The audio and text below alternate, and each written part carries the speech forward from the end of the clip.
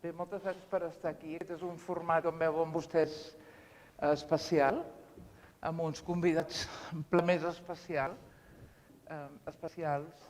però en nom de la universitat, que ja saben vostès que aquest any commemorem els 25 anys de l'última etapa de la Universitat de Vic. Aquesta xerrada s'emmarca en aquestes converses de primavera de la ciència. De fet, volem que tot l'any sigui l'any de la ciència o cada dia, però a mi m'ha encomanat presentar en aquesta conversa, on vostès tindran protagonisme. Van patir al principi per omplir-ho i ara tenim molta gent enfadada per no venir, cosa que ja passa a la vida, no? Per tant, al final també per això hi ha els tècnics, perquè s'està retransmetent per al canal de YouTube del Casino, que també li agraïm, i a la seva presidenta, a la Montse Iats, que no la veig, doncs que saben vostès que és una aliança de la pròpia Universitat de Vic Central de Catalunya amb la ciutat i amb el Casino de Vic. Per tant, aquesta conversa és entre tres persones que tenen molt a dir, sobretot perquè han fet molt, però també tenen algunes característiques comunes que ara, amb molta brevetat, perquè no faria falta que gairebé els presentés, voldria comentar, perquè serà el fil del que els hem demanat. La conversa porta per títol Lliçons de la pandèmia, perquè les pitjors coses ens ensenyen. I si no aprenem és que realment ens ho hem de fer mirar, tant individual com col·lectivament, perquè això ho hem après al llarg de les nostres vides, i per tant globalment també. Per tant, els hem demanat els tres, que els tres són metges, els tres són catedràtics, catedràtics dos de la Facultat de Medicina, el doctor Clotet i el doctor Roberto Losua, i des de fa molt poc el catedràtic Salvador Massip de la Universitat Oberta de Catalunya. Per tant, i les seves vides, això és el que passa amb la, diríem, medicina, es van bifurcar i van tenir, tot i que després s'han retrobat i la Covid els hi comentava, han estat aquelles persones intel·ligents i compromeses amb la societat, són capaces de capgirar les seves vides o posar al servei les seves biografies al servei del present.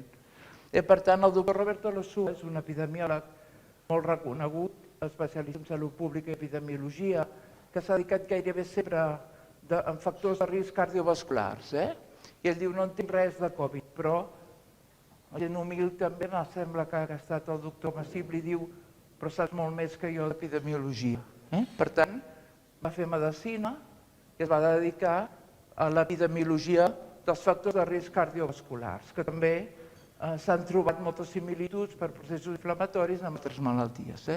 Per tant, el doctor Roberto Losua ens dirà, des de la seva mirada, què pensa de l'ús substantiu en una mirada més serena. El doctor Massip és metge, va fer medicina a Catalunya, però després va dedicar a la recerca bàsica, que és una altra fórmula de servei, bàsicament, també amb inflamació cel·lular i amb envelliment, que té algunes connotacions comunes, perquè ell es dedica a inflamació cel·lular i a mort cel·lular.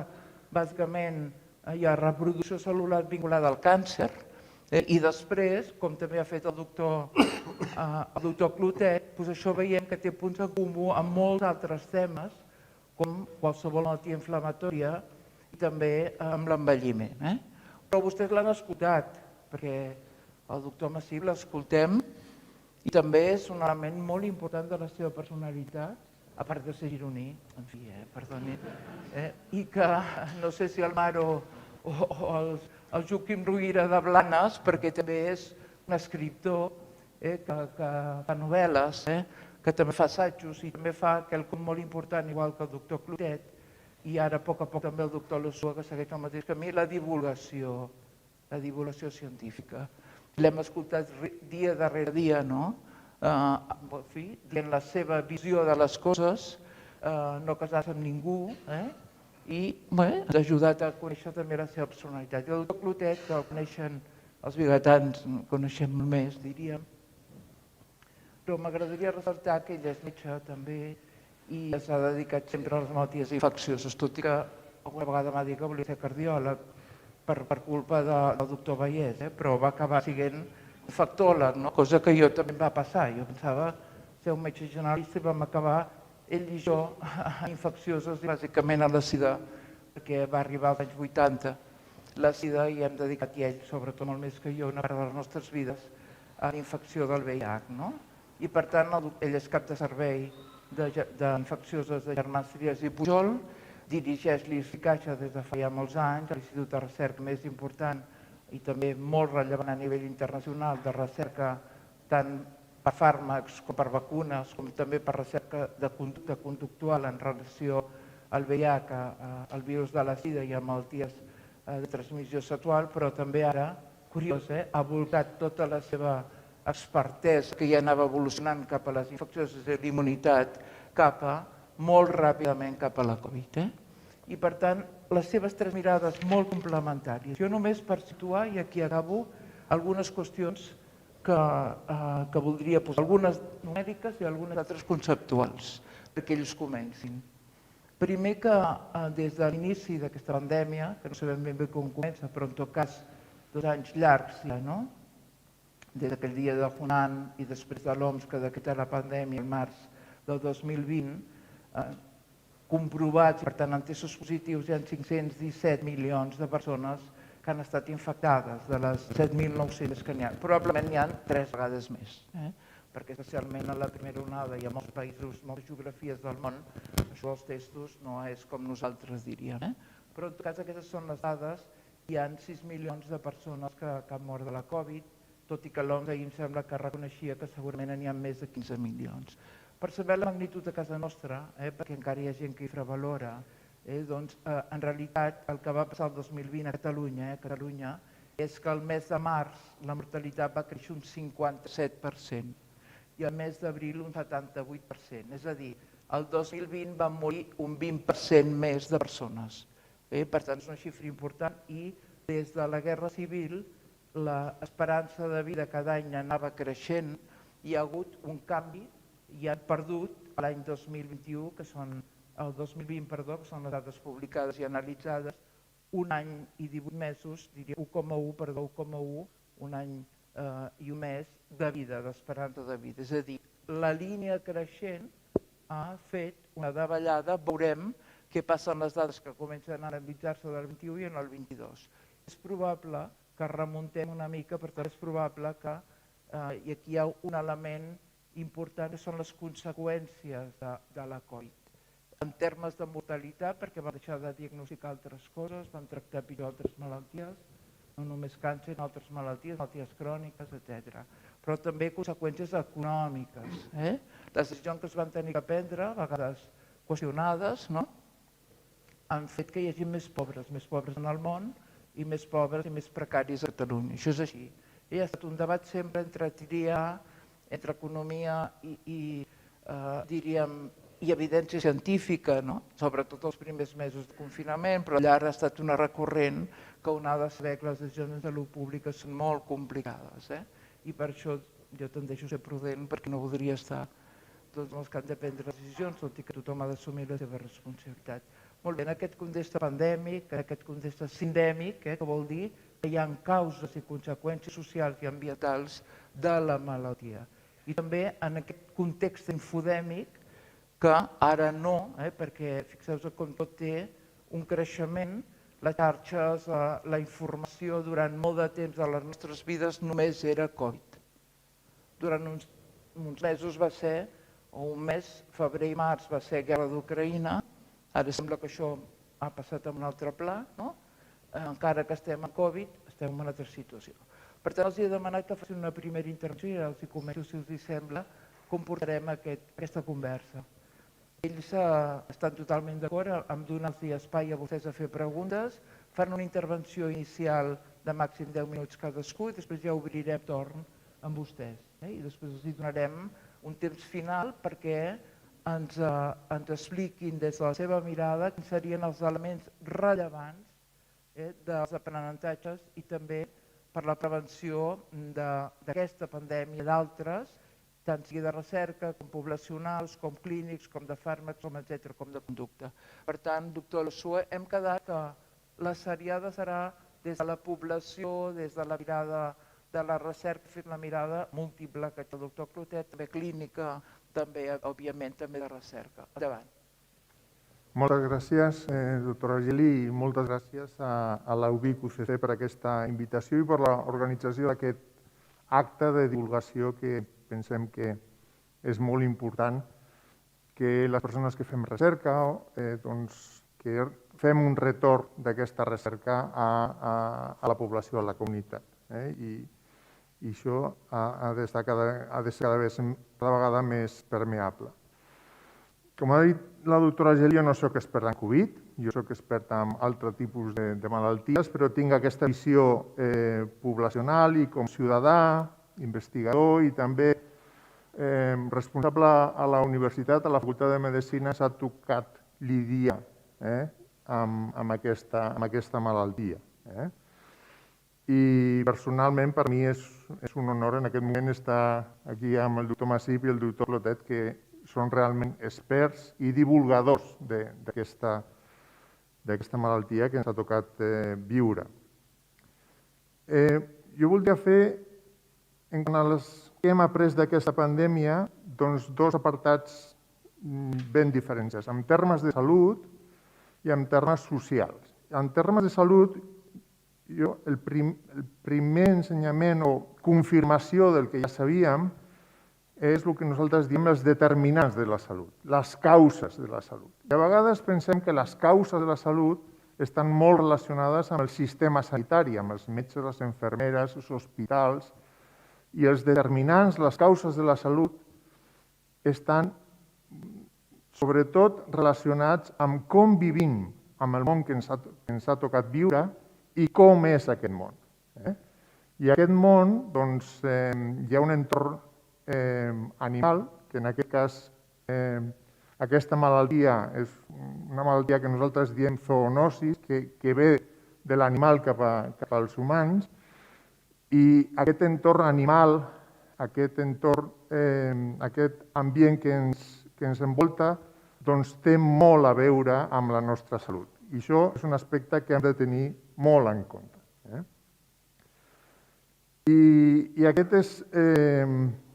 I respecte al sistema sanitari, també hem de dir que les dades, i això ja ho sabíem, que el sistema sanitari només explica un 20, un 30% de la salut d'una població. O sigui, que tota la resta de la salut individual i dels ciutadans de Vic depèn d'aquests altres factors, de com vivim i on vivim, en quin entorn vivim.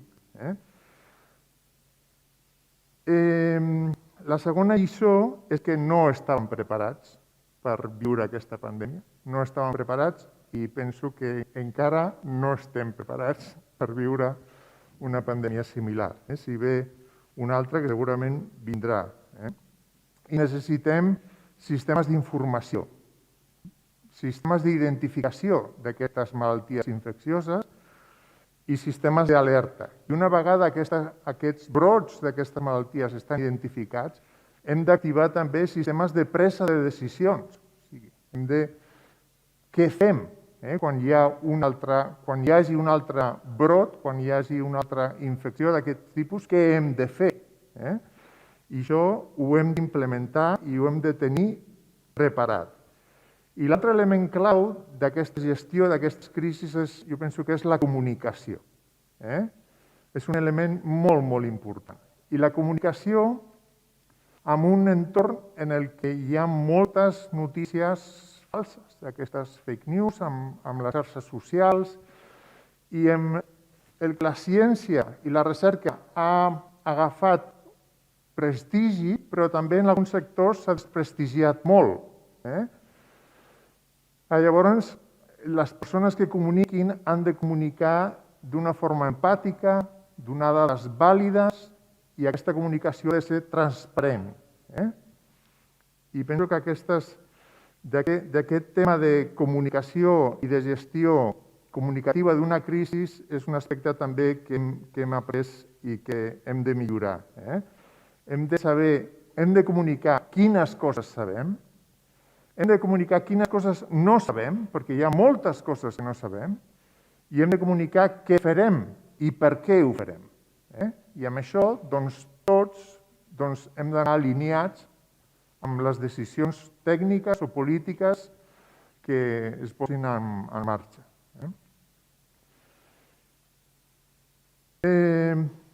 Una molt bona notícia d'aquesta pandèmia ha sigut la recerca.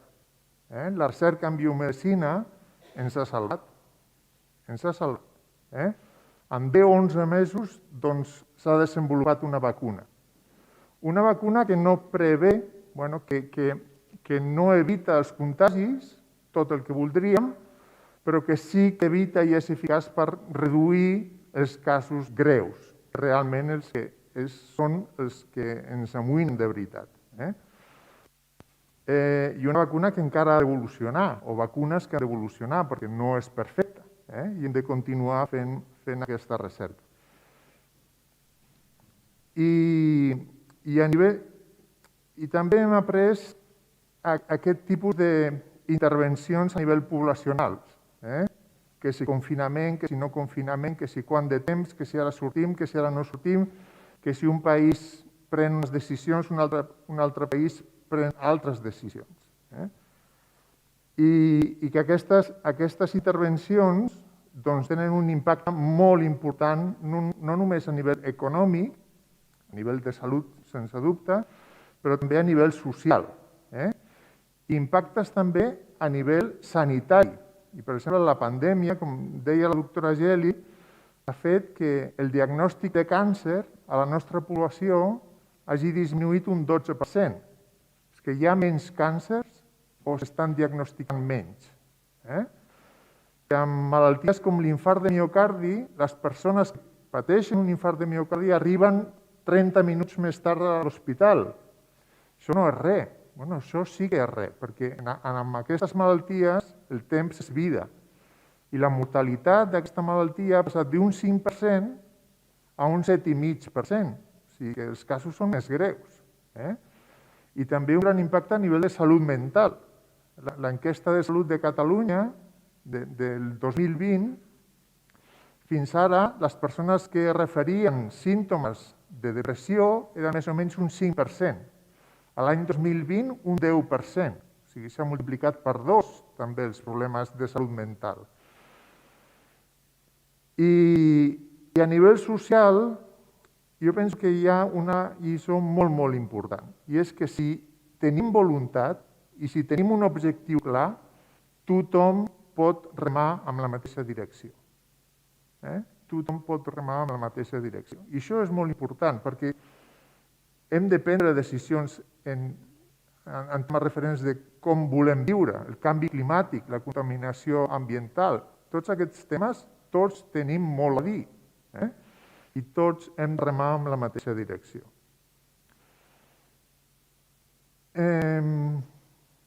I també aquí tenia una cosa sobre una reflexió important sobre la nostra gent gran, que han sigut els grans oblidats d'aquesta pandèmia i els grans perjudicats d'aquesta pandèmia. Amb temes de problemes de salut, mortalitat molt elevada i també solitud i aïllament. Moltes vegades també aquests temes d'aïllament de la gent gran han tingut un impacte amb la seva salut molt important. I a nivell social també podríem parlar de les desigualtats socials. La pandèmia no ha afectat igual a totes les escales socials. Les classes més desfavorides han tingut una afectació molt més important. I per acabar, una última reflexió és que en temps de complexitat i incertesa, com els que vivim o hem vivit i encara estem vivint, doncs hem de ser molt humils. Els nostres coneixements arriben fins a on arriben. I quan no sabem, doncs hem de dir, doncs no ho sé. I bàsicament aquestes són les meves primeres reflexions. Em sembla que ja m'ha fet l'espoiler de tot el que podia dir. Crec que és un bon resum de la situació. Estic molt d'acord amb el que acaba d'exposar el doctor Ursula. Jo resumiria potser de lliçons d'aquesta pandèmia de tres coses o tres camps en els quals no ho hem fet prou bé, que la majoria han sortit ja una mica, que és sobretot començant per la preparació. La preparació no estàvem preparats, això crec que és una de les coses més clares que hem vist aquests dies. Es podria dir que no podem estar preparats per una cosa que no sabíem com seria, i això també és cert, evidentment, aquesta pandèmia com aquesta no havíem estat mai exposats a un coronavirus comportant-se d'aquesta manera, però sí que sabíem que vindrien més pandèmies. Sí que, per exemple, l'última pandèmia que vam tenir similar a això, amb un altre nivell, evidentment, va ser el grip del 2009, i que haguéssim pogut agafar com un assaig de preparació per una pandèmia pitjor. Allò aquella es va resoldre per si sola, però totes les coses que vam fer malament llavors les hem tornat a fer malament ara. És a dir, en els últims 10 anys no hem après res, ara a veure si en els propers 10 anys o els propers temps que passi fins la propera pandèmia ho farem millor, perquè pandèmies ja sabem que n'hi haurà més, no sabem quan vindran i qui les causarà, però segur que hi haurà més pandèmies com hi ha hagut tota la vida. Llavors, preparació crec que és una de les coses que hem de treballar més i crec que ja hi estem posant per estar més a punt de cara al següent repte. Evidentment, això inclou vigilància, inclou tenir teixit científic a punt, inclou tenir polítics que estiguin donant prioritat al que és important, i inclou preparar-se per coses incertes, que això és el que sempre costa més de vendre als polítics, no? Com prepares, com gastes diners, sobretot, que és el que als polítics més els preocupa, com inverteixes el pressupost en una cosa que no saps què és, com et protegeixes d'una cosa que no saps què és. Però comprar aquesta assegurança de vida, una mica, que és el que seria això, crec que és una de les coses essencials que hem de fer bé de cara a la propera. Preparació és una, la segona diria coordinació. Coordinació ens ha faltat molta coordinació. Hi ha hagut un exemple molt bo de coordinació, que és el que dèiem abans del tema de la recerca, que ha sigut espectacular com en un temps rècord s'ha aconseguit una vacuna i trobar inclús fàrmacs que milloren la situació. No s'havia aconseguit mai una vacuna tan ràpid, això és gràcies a la coordinació entre científics, també a la competència entre diferents científics i empreses, però també les dues coses, coordinació i competició, això ha funcionat molt bé, però fora d'això el tema de la coordinació ha fallat bastant. Estem davant d'un problema global, un problema que s'ha de tractar des de l'angle de la salut planetària, l'hem de tractar com a planeta. És un problema que no és que afecti Europa, o afecti Àsia, o afecti a Catalunya, o afecti Espanya. És molt més ampli el problema. Per tant, hi hauria d'haver hagut un cert nivell de coordinació mundial, si més no europeu, si més no millor del que hem tingut fins ara, perquè ho hem vist al llarg de la pandèmia, sobretot el primer any, teníem països prenent decisions a vegades oposades i tirant cap a costats diferents, països a vegades veïns, que no té molt de sentit si França decideix una cosa, que Itàlia fa una altra cosa o Alemanya fa una altra cosa. Quan acabem estem tots intercomunicats i estem patint a la mateixa malaltia. I això es pot ampliar a nivell global. Per tant, de cara al següent repte, ens cal més coordinació. Qui ha de coordinar-ho, com s'ha de coordinar? Aquesta és la gran dificultat. Tenim l'OMS com a organisme supranacional que hauria de poder fer aquestes coses. L'OMS podem discutir fins a quin punt ha fet un bon paper durant la pandèmia. És un organisme molt criticat, que té els seus efectes, que té una estructura burocràtica que dificulta la seva acció, que té poc pes polític, poc poder a nivell executiu, per tant també és difícil que pugui fer segons què, però ens cal, si no és l'OMS, algun altre tipus de grup, d'organisme, de xarxa que ens permeti coordinar quan hi ha un problema d'aquesta mena millor entre països, sobretot quan estem parlant d'això, com deia, de problemes de salut planetària, temes globals. I un altre exemple seria el canvi climàtic, que tot i ser una cosa diferent, també és un altre problema de salut planetària que requereix una coordinació a nivell planetari. La tercera cosa que crec que s'ha millorat que el següent repte és la rapidesa amb la qual hem respost. I això, si ens retallem els primers mesos de la pandèmia, és una mica tràgic com estàvem asseguts veient-les venir en alguns països. Si us recordeu les primeres declaracions, potser a Espanya, quan teníem el virus a la Índia, a la Xina, perdó, de la Xina a Itàlia, i el teníem aquí al costat, i diem no passa res, encara no ha arribat, però si el tenim aquí a les portes, o sigui, està entrant, o sigui, què ens voleu esperar per començar a prendre mesures? I això, aquest és l'exemple, al principi potser es pot discutir si en aquell moment estàvem o no estàvem capacitats per entendre la magnitud del problema, però sí que al llarg dels propers 2 anys s'han pres decisions d'aquesta mena repetidament, de dir, bueno, esperem a veure què passa. I de fet ara crec que estem una mica també en aquesta situació, estem en un moment bo epidemiològicament parlant i estem bastant desconnectats dels possibles riscos que ens poden venir. No sé si estem preparant prou bé perquè la pandèmia evidentment no s'ha acabat i encara podem tenir altres problemes que hauríem de potser estar atents. Per tant, aquesta rapidesa ens ha fallat i veurem si som capaços de solucionar-ho en el futur. I aquestes són les tres coses que fem malament, i potser la quarta, diria jo, que és un tema que s'ha de mirar molt i que s'ha fet bé o malament al llarg d'aquesta pandèmia, és el tema que ha sortit, que és el de la comunicació. Perquè no fa res, encara que els científics aconsegueixin la millor vacuna, el millor tractament, no serveix de res si no sabem comunicar-ho i explicar a la gent què està passant.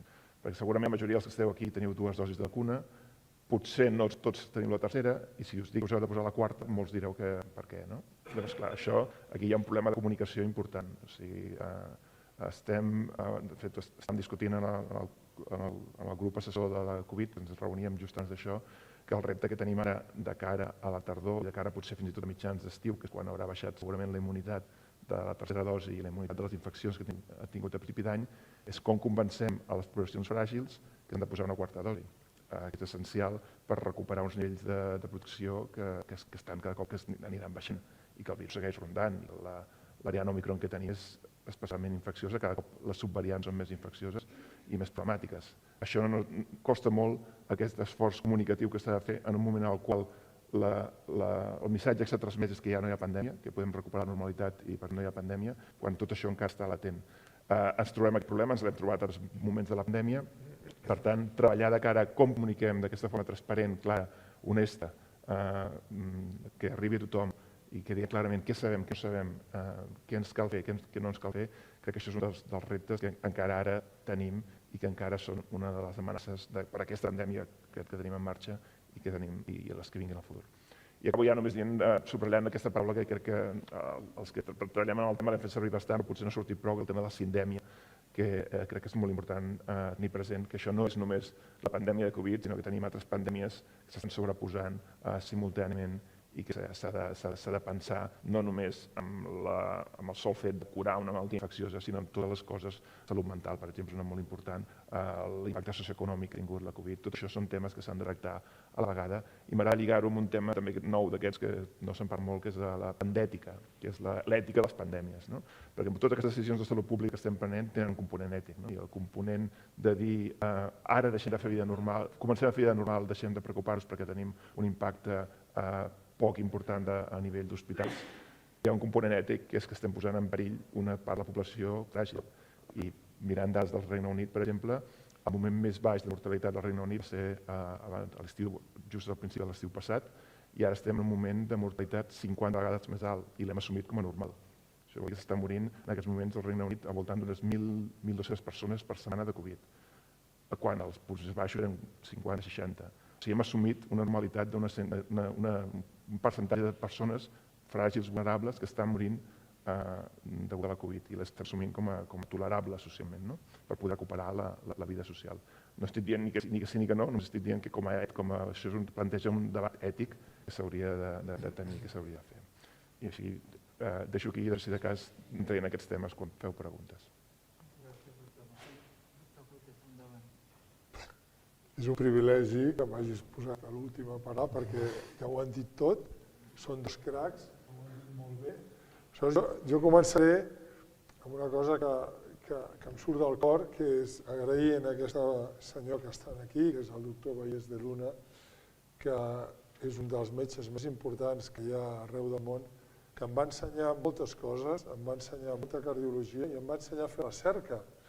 Sempre recordaré que amb Maria Clara, la seva esposa, vam fer un viatge a Almeria que jo anava a presentar una ponència quan tot just feia sisè de Medicina i havia après una mica el mètode científic, sense ell no ho hagués fet i li estaré eternament agraït. Jo sempre dic que em sento una mica Vallès Genís adoptat. I després a tu, Marina, que si tu no m'haguessis ajudat a consolidar tot un projecte de recerca en moments difícils, quan eres consellera, les coses moltes vegades no són senzilles, per més que quan un les veu des de fora sembla que tot t'ho han regalat i tot és molt esforç i tu em vas ajudar. Tu saps que jo sempre ho dic, però ho diré mentre tingui veu, que tinc una laringitis, que consti que m'he fet un test ràpid abans de venir, i la laringitis l'arrastro, l'arrossego des de fa moltes setmanes. Vaig anar a l'otorrino, em va dir que era una cosa de l'edat, la qual cosa em va acabar de deprimir pel tema de cordes vocals i per tant ja està. Bé, part d'aquesta introducció, de nou, jo és que ho heu clavat, en sèrio, no és utòpic, però potser per afegir una cosa és, perquè tu deies, Maria, què hem après? És que penso que no hem après res. Jo sempre dic que l'experiència és allò que em permet reconèixer d'immediat que t'has tornat a equivocar, però no per prevenir res, si només dius, hòstia, l'he creat de nou, però res més. L'altre és, el 2002 va haver-hi el SARS-CoV-1 i com que es va quedar a la Xina i els xinos estan molt lluny, ningú li va fer cas. I només que només que en aquell moment s'hagués interpretat adequadament quina era aquella malaltia, que l'únic que passava era que primer afectava molt els pulmons, molt a l'interior del cos i començaves a contagiar al cap de diversos dies d'haver malaltit, per això va quedar cantonada, doncs no se li va fer tot el cas que calia fer-li i que hagués permès destinar diners quan es va veure la mortalitat elevadíssima que tenia a desenvolupar unes vacunes que haguessin evitat una crisi mundial. Després, per més INRI, va arribar el MERS, que va dir que això eren els ratpenats, els camells, i això era a l'Aràbia i aquests llocs de l'Orient Mitjà, i que això tampoc ens arribava, perquè, com molt bé has dit, quan estàvem aquí a Itàlia deien això, està molt lluny. Sí, és patètic, ho han fet, no ho podien fer pitjor. I a més, jo crec que s'ha de reconèixer quan t'equivoques, humilment, perquè això ajuda al pensament global a redreçar les coses quan tornen a venir. Vivim un món globalitzat on l'escalfament global, la desertització i la connectivitat global, tot plegat farà que la zoonosi s'apropi molt més a les persones, a les ciutats, que saltin molt més virus dels animals als humans i que, per tant, tinguem moltes més malalties zoonòtiques que seran un repte. I hem d'invertir molts diners en poder-nos anticipar en aquestes malalties. Si no, acabem patint una rere l'altra i bé, els virus van ser els primers que van aparèixer a l'univers, seran els darrers, amb ells s'acabarà la història, però vull dir que, sens dubte, mentrestant, els virus el que busquen és la situació òptima i jo crec que el resum més bo és el que ha fet la Covid. O sigui, la Covid o d'altres malalties víriques que podríem també utilitzar, però l'Ebola, per exemple, és una d'elles, és que quan el virus mata molt, queda ràpidament contingut en una àrea geogràfica i no li serveix el virus. El virus és una selecció estocàstica, és una selecció atzar, no pensa, però a base de l'atzar busca quina és la seva versió més òptima pel virus, que és infectar, matar poc i generar poca resposta immune, perquè d'aquesta manera resulta que pot anar reinfectant. I això és el que ha aconseguit l'Omicron. O sigui, comencen totes les variants que hem vist, que hem après, hem recordat l'alfabet grec, els que tenim una edat i vam fer grec a l'escola, aquí n'hi ha pocs, però de totes maneres, en aquests moments, vull dir, ens adonem que l'Omicron i totes les variants de l'Omicron que van apareixent, el que busquen és infectar molt més fàcilment i generar una resposta immune molt miserable, molt pobra, i per tant anar repetint la infecció. I així és com viu el virus, i això és el que ens està passant. I jo crec que hi ha una part molt important que tu has comentat molt bé, que és que hi haurà una setena onada cap a la tardor, principis de la tardor, i ja veurem quines variants noves van apareixent, amb quina finalitat busca el virus de probablement encara ser més infectiu i per tant no crec que vulgui millorar la seva capacitat de fer mal, sinó de sobreviure. Però pot haver una mutant que també s'introdueixi o alguna recombinant, algun virus recombinant que ens faci molt més mal del que està fent.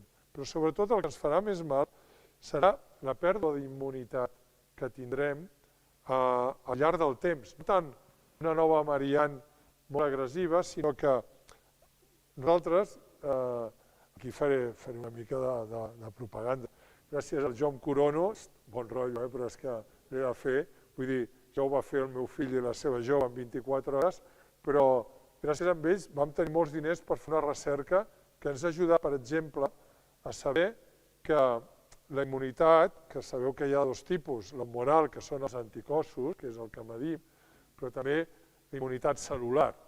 Doncs la gent gran no desenvolupa immunitat cel·lular.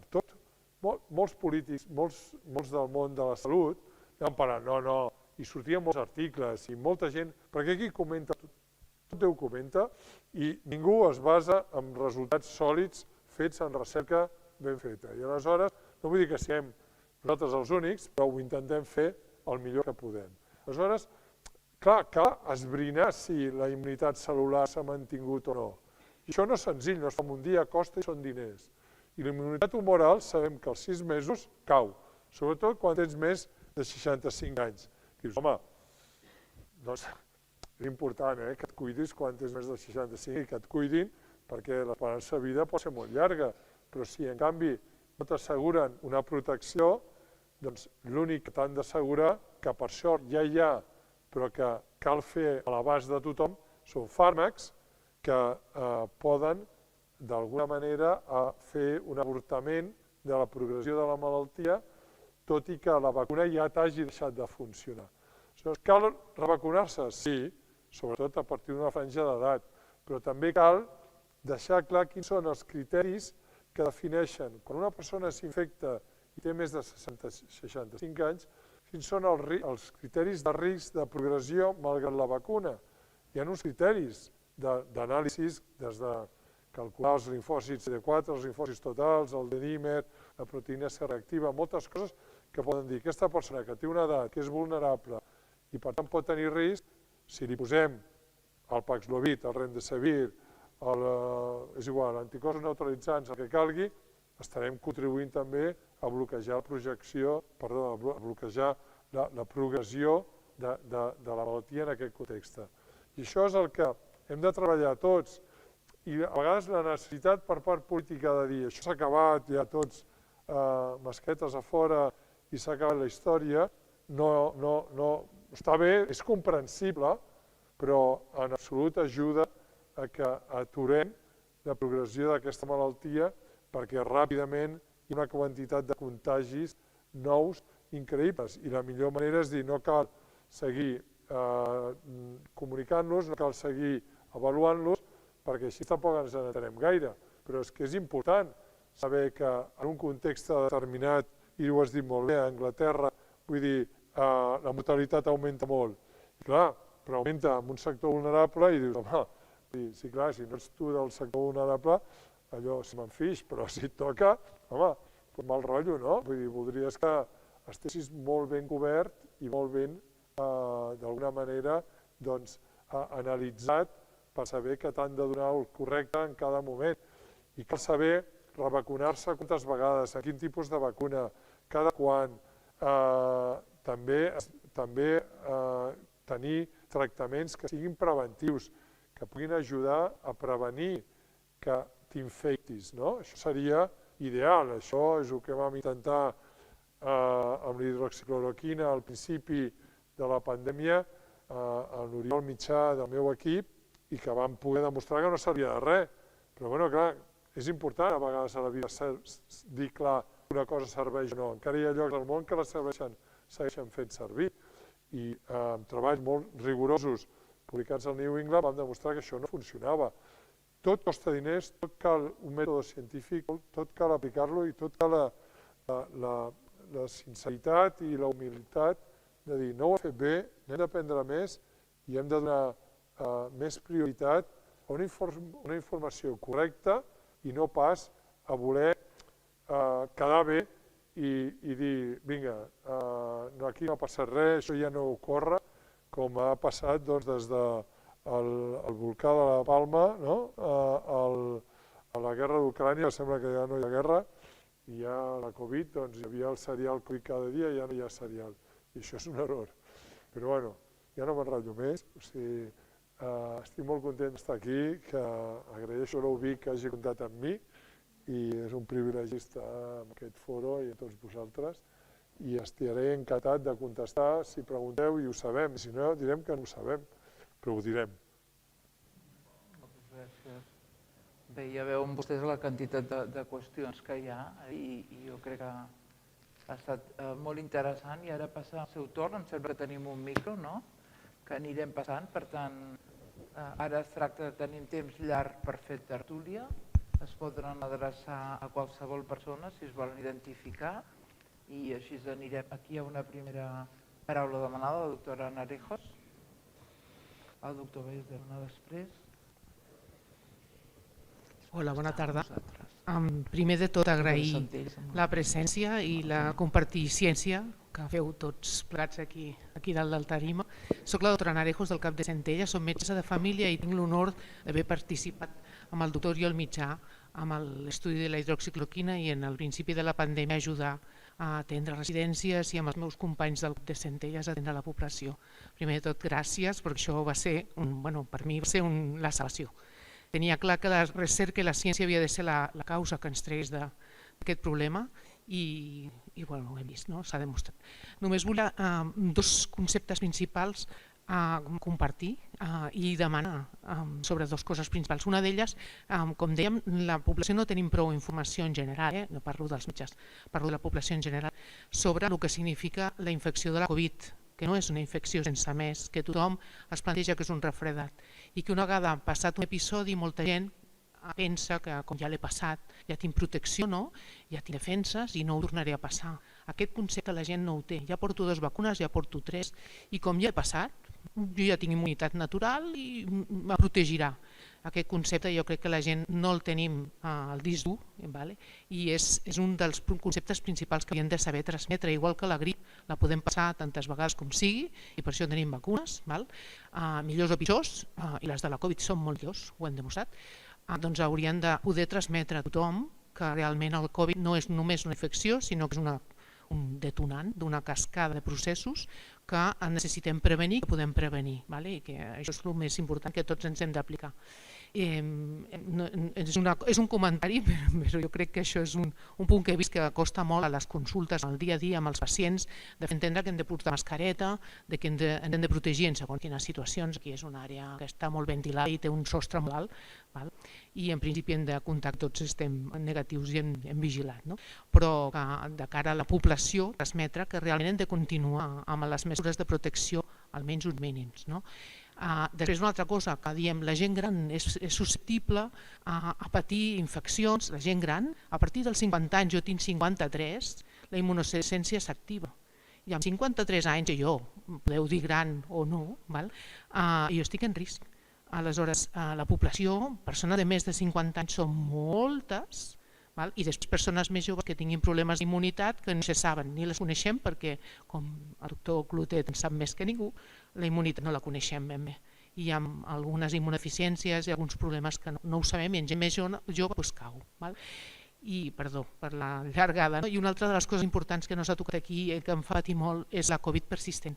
Tenim una malaltia nova, que és multiorgànica, molts símptomes i difícil d'acabar d'encabir, diagnosticar, no sabem com procedir i sí que jo tinc la sort també de saber que a Can Ruti teniu una unitat post-Covid molt potent i que em deixeu entrar de tant en tant, però això no ho podem fer tots alhora i no en sabem prou i hauríem de saber. I penso que la medicina de família, igual que dèieu, de poder aplicar el Paxlovid precoçment en pacients que tenen criteris de morbiditat que fan sospitar que evolucionarà i no tindrà una resposta cel·lular com toca, l'hauríem de fer des de la medicina de família i no en tenim prou coneixement. Això hauríem de poder activar.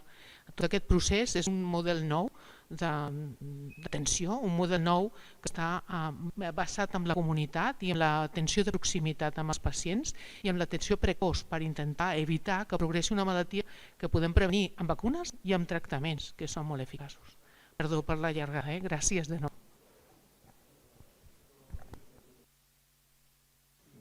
Estic d'acord, crec que hi ha un missatge molt important que és el tema aquest que s'ha utilitzat la paraula de gripalització, la grip, tot això.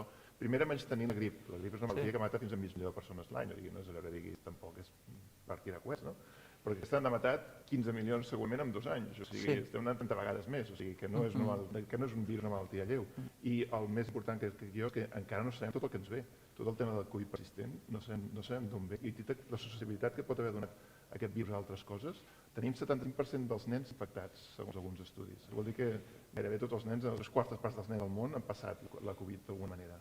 Asimptomàtica, perfecte, però què passarà quan tinguin 40 anys, 50 anys? Tindrà un efecte això? Els haurà donat algun tipus de susceptibilitat? Haurà afectat algun altre òrgan? Tot això no ho sabem. Esperem que no, però no tenim ni idea del que està passant. Fa uns dies es parlava molt d'aquestes hepatitis fulminants que tenien els nens, segurament causades per un adenovirus. Però una de les hipòtesis una de les preguntes era per què de cop i volta aquest adenovirus està donant tantes hepatitis fulminants quan no ho fa normalment. I una de les hipòtesis era, clar, està en un substrat molt diferent per una població que està infectada per un altre virus. Això ha actuat d'una manera preparant-ho, no dic que sigui així, però no se sap, però pot ser que tinguem aquest problema o altres problemes en el futur. Crec que això tornem una mica al tema de la comunicació, no? Estem comunicant malament. O sigui, els polítics han jugat molt amb la idea de minimitzar la pandèmia per poder recuperar la vida normal, que estic molt d'acord que és cosa que s'ha discutit, no? Sí, d'acord, havíem de recuperar la vida normal. Hi ha un factor econòmic també, que és important, però l'estem recuperant al preu d'ignorar que encara estem en pandèmia, que hi ha un virus que està circulant i que els que més o menys estem mirant sabem que això no ha canviat tant, i els metges ho esteu veient també. I el tema de que estem tancant els ulls, no estem fent proves i ens estem perdent el que està passant és una mica perillós. I crec que estic molt d'acord amb això, que a nivell, fins i tot, jo crec que a nivell de metges fins i tot no hi ha aquesta consciència. Alguns potser sí que ho diuen més clar, però hi ha uns metges que han comprat aquest relat que se'ns està venint de la política d'això ja ha passat pantalla. I això, clar, els professors estan donant el consell, estan parlant en el consell assessor, que la majoria de metges no romanen els seus malalts que vagin a fer proves, que els hematòlegs i els que ho estan fent més, i l'endologia estan pescant a tota la gent que tenia Covid, però els altres no, perquè estem tots en aquesta bombolla de dir ignorem el que està passant. Ens calen potser més actes com aquest, o més informació, més comunicació diferent, o millor, perquè ha passat ara de cop i volta, això com dèiem abans, la guerra a Ucraïna era molt important, ara ja no estem parlant, s'està morint igual, però no ens volem, el virus el mateix, són aquests cicles informatius que són així, passen, la societat és així, però hem de lluitar per evitar que passi això, perquè això, al final, el que ens va passant és que estem posant en perill una part de la població, sobretot gent vulnerable, però també gent potser no considerem vulnerable, que deies que no sabem quina mena d'immunitat tindrà, que pot portar problemes d'ara o en un futur que no ho sabem. Per tant, si més no, la paraula que hem fet servir molt durant la pandèmia és prudència. O sigui, estem encara d'un virus que no sabem ben bé com es comporta. Per tant, si hem de fer alguna cosa és pecar de prudència. Jo, si permeteu afegir una cosa, és que està en sintonia amb tot el que deies, que és que no tenim coneixement, i es parla frívolament, de que això ja ha passat, és el Covid-grip i pim-pam-pam. Però ningú sap quant temps la immunitat protegirà en els vacunats o en els vacunats infectats, en els quals la immunitat sembla que perdura més, però així i tot amb la immunosenescència, la immunitat cel·lular, que és la que penses que acabarà protegint a nivell pulmonar, doncs no sabem.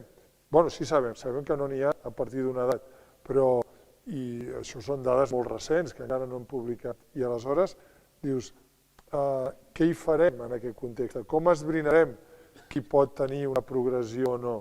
I aleshores, clar, si ho dius, et comencen a atacar dient el Clotet ja està liant la parda i està dient que s'han de fer una sèrie de proves, no hi ha recursos, no hi ha tal. Però si vols fer una escala, jo crec que tu fas un hemograma i mires els linfos, i només amb els linfos totals, si tu en tens menys de 700, la cosa va pel pedregal. Si tu tens més de 1.000, no. Vull dir, i a partir d'aquí pots estar molt més a prop i valorant aquella persona si és d'un grup vulnerable o no. I clar, si en lloc de 700 tens 500 totals, vol dir que els linfòcits CD4, que són un marcador pronòstic d'alt risc, doncs estan per terra i, per tant, aquella persona necessita que tu la tractis amb algun dels fàrmacs addicionals. Però clar, això ningú ho ha dit, òbviament no he fet cap estudi controlat que em permeti, és només l'experiència quotidiana i el dia a dia meu, de veure molts malalts.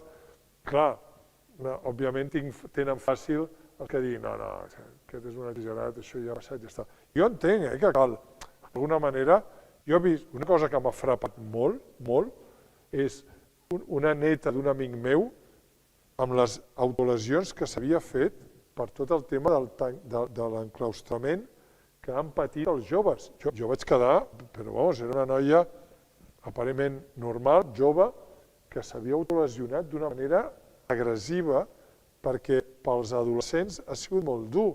Aleshores, jo entenc que hi hagi que donar sortida, que no puguem tenir a la gent com els xinos que diuen tots tancats, si no et fotem un tret i no surts. Però hem de saber compaginar que, molt bé, tots a fora, però farem un seguiment proper en els vulnerables per donar seguretat. I anirem estudiant dia a dia com evoluciona aquesta immunitat per veure què fem.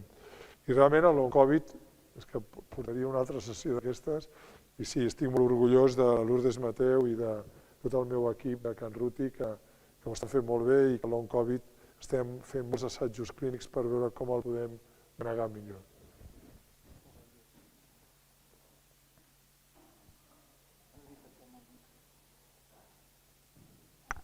En primer lloc, tinc que dir que estic molt content d'haver vingut a aquesta reunió i la primera cosa que vull dir és felicitar la Universitat de Vic per haver-la organitzat i per haver donat-me l'oportunitat que pugui dir en públic coses que he dit sovint en privat. Seré molt breu però molt concís. D'esquerra a dreta, doctora Geli, ha estat la millor consellera de tots els consellers que he trobat en la meva llarga vida.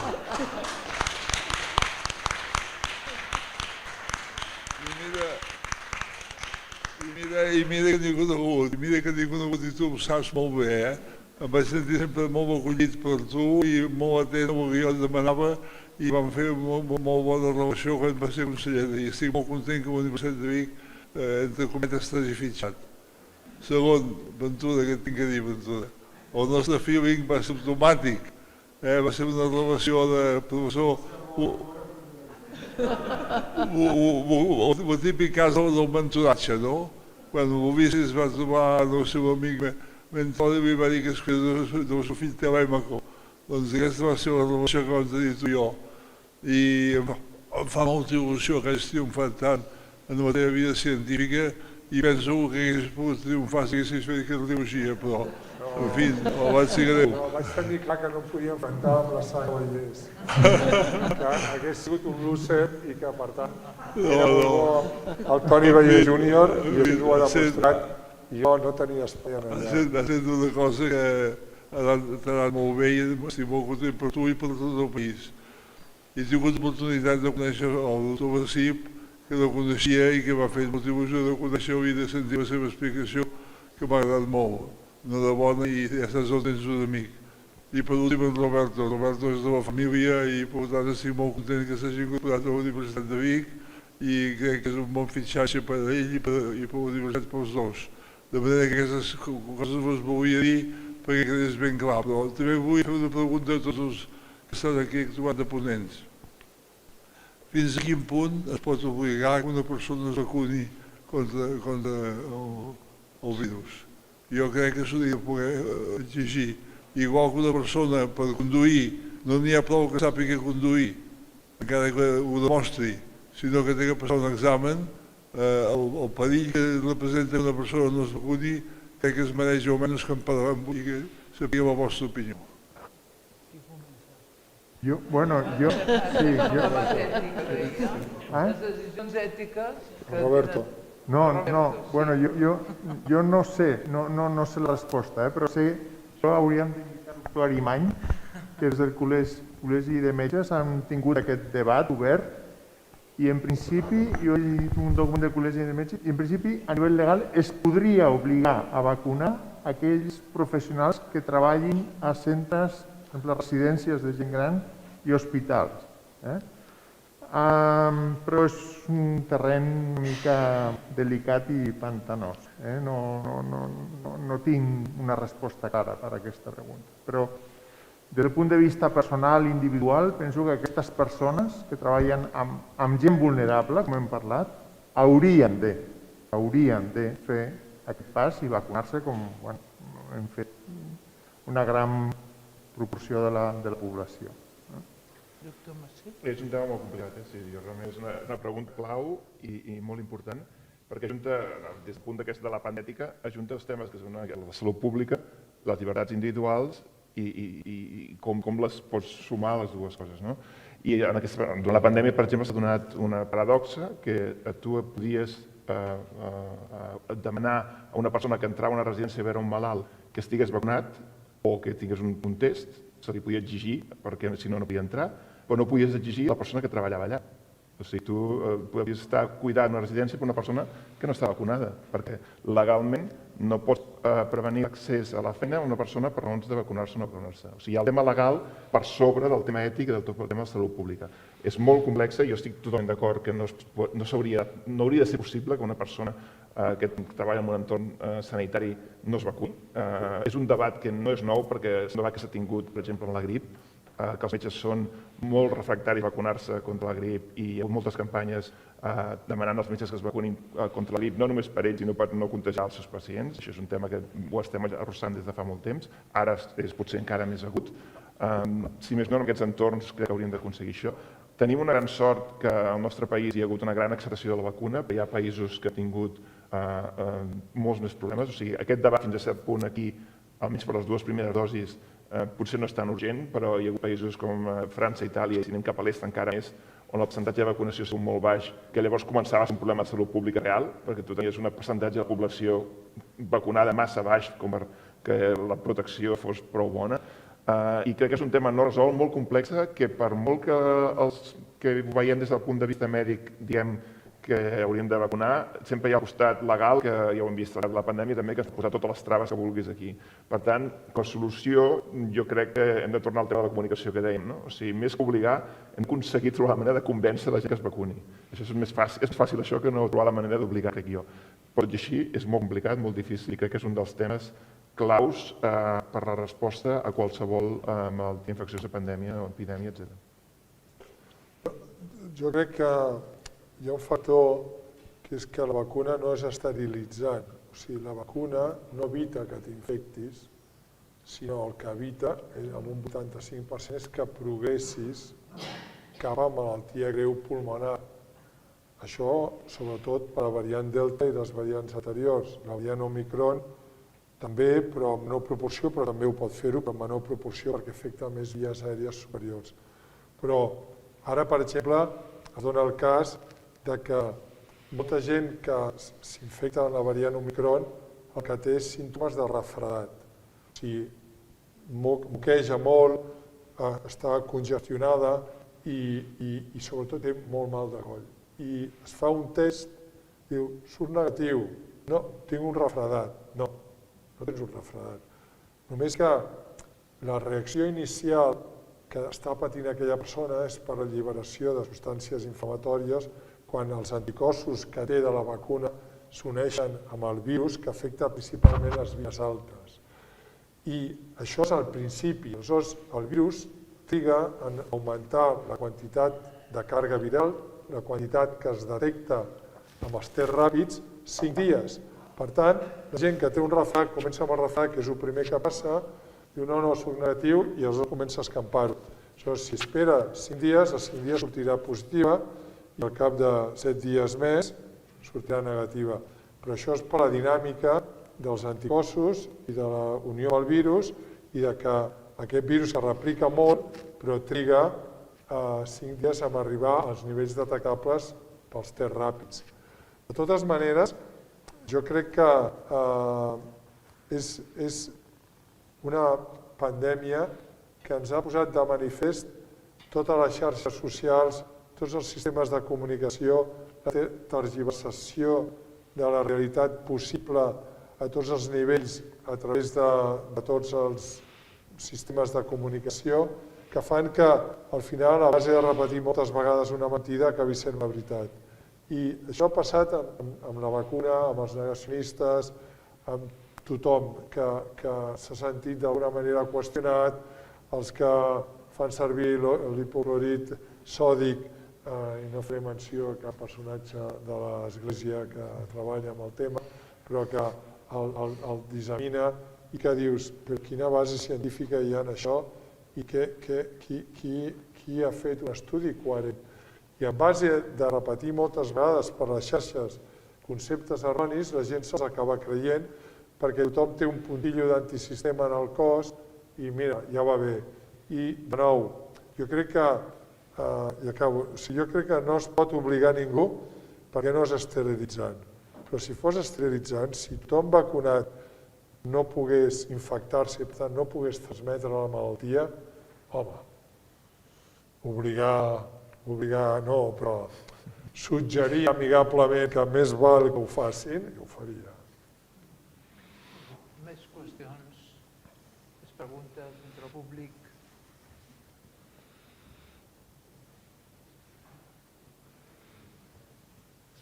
La Gràcia, la doctora. Perdó, endavant. Hola, bona tarda. Molt simple. Això que fem quan ja hem tingut el virus i ens acostem amb una persona sense mascareta i li diem tranquil, que jo ja l'he tingut, això no deu anar ni amb rodes. No. I ens sembla que perquè l'hem tingut no li podem transmetre amb ell. No, i ell te'l pots transmetre a tu. Igual llavors ell pensa poder que te'n vagis un tros enllà però no gosa dir-lo. I tu ja enganxat anar-li fotent el virus a sobre. És que els anticossos protectors no duren per sempre. I al cap de 6 mesos cauen. De fet, es mantenen més temps en els que han estat infectats i han estat ingressats i han passat una malaltia molt severa. En canvi, els que l'han passat d'una manera lleu cau als 6 mesos. Els altres dura alguna més. Però, de nou, per la variant Omicron és com un organisme en base 10 menys. O sigui, si tens un títol de 2000 que et protegiria enfront de les variants anteriors, resulta que per l'Omicron és com si en diguessis 200, que no serveix de gaire cosa per no dir de res. I aleshores et pots tornar a infectar. Per tant, per això cal portar la mascareta i sobretot si un creu que té símptomes, per això cal que quan es va a un lloc tothom es faci un test, que també és un tema que s'ha deixat de costat, ja ningú parla dels tests, que els tests no serveixen, home, no serveixen si surten negatius, perquè pot ser que estiguis infectat, però si surten positius i tant que serveixen, perquè et fan adoptar una sèrie de mesures i et fan aïllar-te i és una cosa que cal. Però com que tot és un cost, tot està molt embolicat, al final costa que es facin els processos correctes per protegir tota la població i es pretén que en base a que tothom s'infecti i es vagi reinfectant no passarà res. I de nou, no passarà res menys a les poblacions vulnerables, menys a la gent que està entre un 15 i un 20% i són majoritàriament dones, però també homes, tinguin un long Covid i que puguin tenir una sèrie de trastorns que s'allarguin en el temps i que siguin prou trastorn de la seva qualitat de vida com per haver dit, home, m'ho podia haver estalviat. És que el resum és que falta tant per aprendre i parlem amb tanta frivolitat com si ho sapiguéssim tot, que una mica d'humilitat i anem-ho aprenent a poc a poc seria bo. Jo crec que són temes interessants que surten tots aquests perquè hem deixat de fer qualsevol tipus de contenció, prevenció, no fem tests. Al Regne Unit ens regalaven els tests. Tu demanaves una caixa de tests cada dia, si volies, i te'ls regalaven. Jo vaig acumular tests quan vaig veure que van dir que no ho farem més i tinc la casa plena de caixes per anar-me'ls fent, els vaig fent. Però jo entenc el que em dèiem abans, s'ha de recuperar la vida normal, hem de tornar a fer una certa vida normal, d'acord? Però no deixem de fer les coses que... Una mica de protecció, no? Vida normal sí, estem perdent una mica de protecció, però quan mantinguem mascaretes, mantinguem tests, tot el que puguem. Perquè crec que una de les coses pitjors que s'ha instal·lat aquests dies entre nosaltres és aquest concepte que l'Omicron és la versió lleu d'aquest virus. L'Omicron és un virus que infecta com cap altre. De fet, segons alguns estudis, diuen que podria ser el virus més infecciós de la història, que és el que té més capacitat infectiva de tots els que coneixem fins ara. No tant sols això, que fins ara estàvem veient que el virus anava evolucionant així com en branques, teníem l'alfa per aquí, sortia la beta per allà, la delta per allà, i ara les variants que estem veient surten totes de l'Omicron. Tenim Omicron, la BA1, 2, 3, 4, o sigui, la que s'ha anat dominant el terreny és l'Òmicron. Imaginem-nos lo malparida que és, o sigui, no hi ha ningú que la guanyi de la seva pròpia família. O sigui, no anem dient que aquest virus és teu, aquest virus potser sí que causa casos menys greus perquè es queda les vies respiratòries altes, però ho compensa sent supercontagiosa. Llavors, totes aquestes coses de precaució, de dir, bueno, jo és que ja no em puc infectar, no? Atenció, aquest virus, les defenses estan baixant, aquest virus se salta més les defenses que els altres, aquesta variant.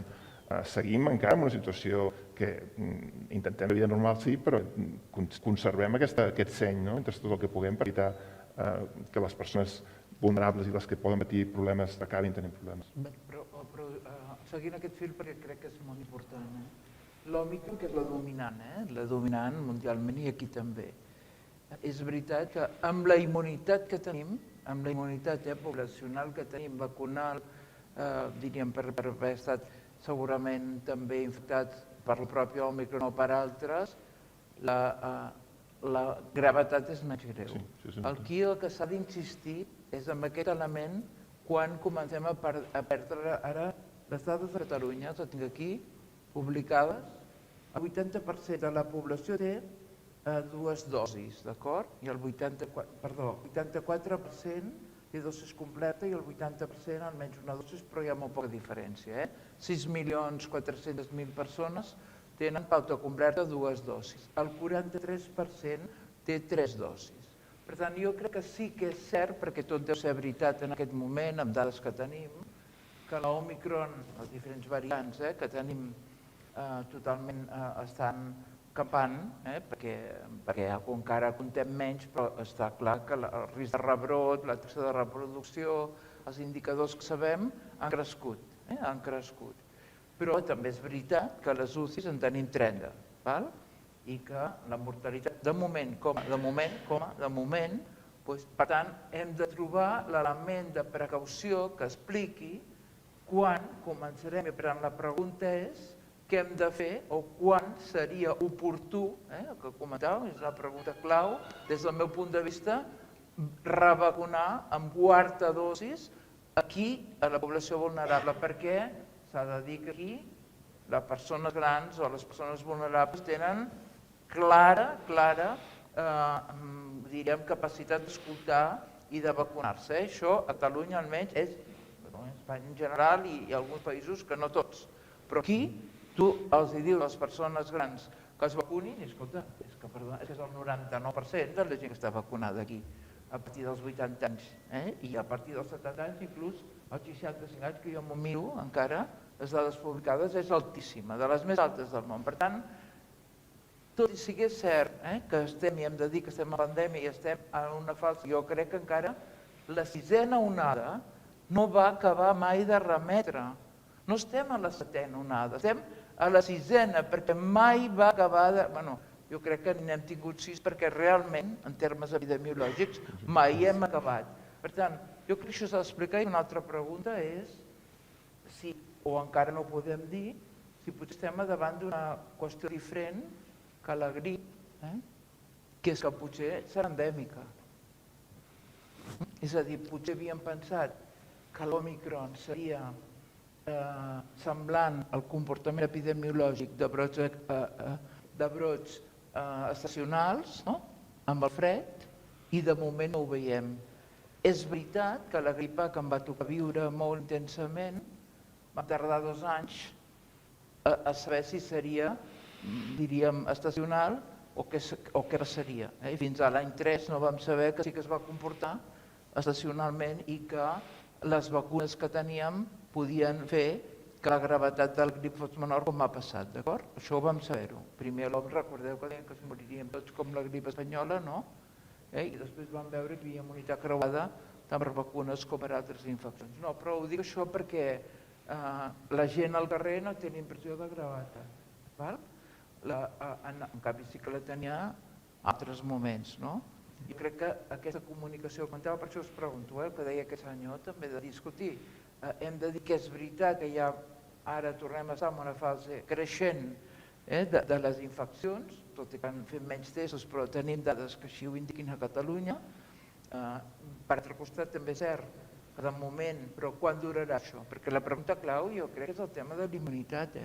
I quan, o també ho pregunto, s'estan fent, doctor Clotet, doctor Masí, doctor Rosua, estudis també per trobar o tenim pautes de medicaments que permetin en factors de risc i veure en proves senzilles, veure qui hem d'administrar, quins fàrmacs hem d'administrar des de quan ja estan infectats i fins i tot ingressats, diríem, per minimitzar la gravetat. És a dir, perquè això també n'hem deixat de parlar molt, És a dir, hem deixat de parlar de l'evidència, primer, de qui està indicat determinats medicaments i quins també podrien fer això. Ho dic perquè el gran debat és d'immunitat. La gent ara al carrer té la impressió de no vulnerabilitat, és greu però és així. I per tant, que es diu, però no tenim gent a les UCIs, en tenim 31 diríem, però en tenim 1.000 més o menys ingressats que ja no sabem si són amb Covid o amb test positiu per altres coses, perquè aquí també la comunicació, perquè 1.000 persones tampoc és tampoc, diríem. Però jo crec que, com és a dir, ens hem de centrar també en intentar, i parlo des del nostre punt de vista, d'evidència, que diu el món científic en quant, si és que haurem de revacunar o proposar una quarta dosis, serà tard a la tardor, que és una pregunta que jo crec que ens he de fer, o realment no ho sabem encara, o quan més o menys pensem, i l'altra cosa és quin tipus de vacuna haurem de donar. Les vacunes per coronavirus existiran o encara haurem de tirar dels que tenim, etc. Jo crec que aquests són els elements que costa potser de dir, per això no s'expliquen, no? És el que dèiem abans, és que ja ha generat tot aquest coneixement. Per exemple, Pfizer està desenvolupant una variant de la vacuna, que sabeu que les vacunes actualment només porten la variant de Wuhan, que és la primera, però que amb un títol molt alt de neutralitzants protegien contra l'Omicron i contra totes, però havia de ser molt alt, i aquest títol tan alt cau en pocs mesos. Per tant, deixen de tenir eficàcia. Aleshores, quan es pensa que afegint en el tros de RNA iniciativa, o sigui, en el vehicle de la vacuna, afegint-hi l'Omicron, les característiques de les mutacions que té Omicron, generem una resposta positiva, doncs es veu que no, que pel motiu que sigui no és prou bona. I ara es pensa que és a través de la variant beta, que és la de Sud-àfrica, combinada amb la de Wuhan, que IPRA és qui la té inclosa i nosaltres com a laboratori col·laborem amb IPRA en tot el tema de transferència tecnològica i valoració de la resposta i de l'eficàcia, doncs probablement amb això podrem fer més front a la variant Omicron que no posant el propi Omicron. Però tot això necessita el seu temps i la seva generació. Això és a nivell. L'altra cosa que necessita és dir, aviam, com podem avaluar qui tindrà risc de progressió o no? Perquè a cop d'ull necessites que els primers 5 dies puguis saber-ho. I clar, què passa ara? No, vés a casa, si tens febre ja vindràs, i clar, vens al cap d'una setmana i aleshores ja és un altre procés. Aleshores, es necessita poder fer una sèrie de proves i poder fer estudis que dictaminin que aquestes proves són determinants de risc de progressió. Per això no hi ha ningú que s'hi posi perquè no hi ha recursos, no hi ha temps i tampoc es promociona.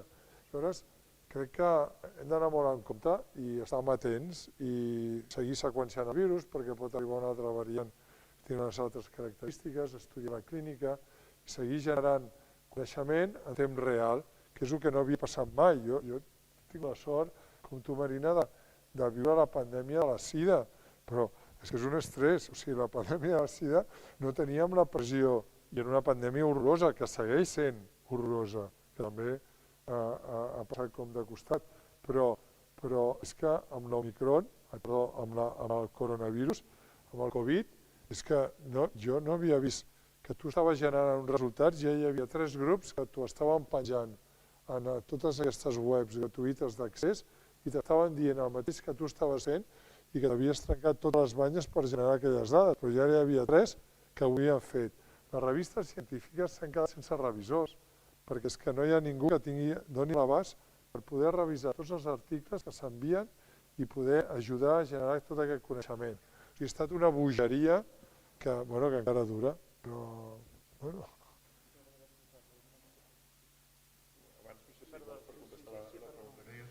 cap on va això, no? Fer prediccions de futur, que és el que no ens agrada fer i que sempre quan ho fem ens equivoquem segur. Uns temes que estàvem discutint precisament avui al comitè assessor és quan preveiem que això pot anar pitjor. Evidentment ara estem en un punt relativament bo, depèn de com ho consideris, però podria estar molt pitjor, sens dubte. Tenim els hospitals relativament buits.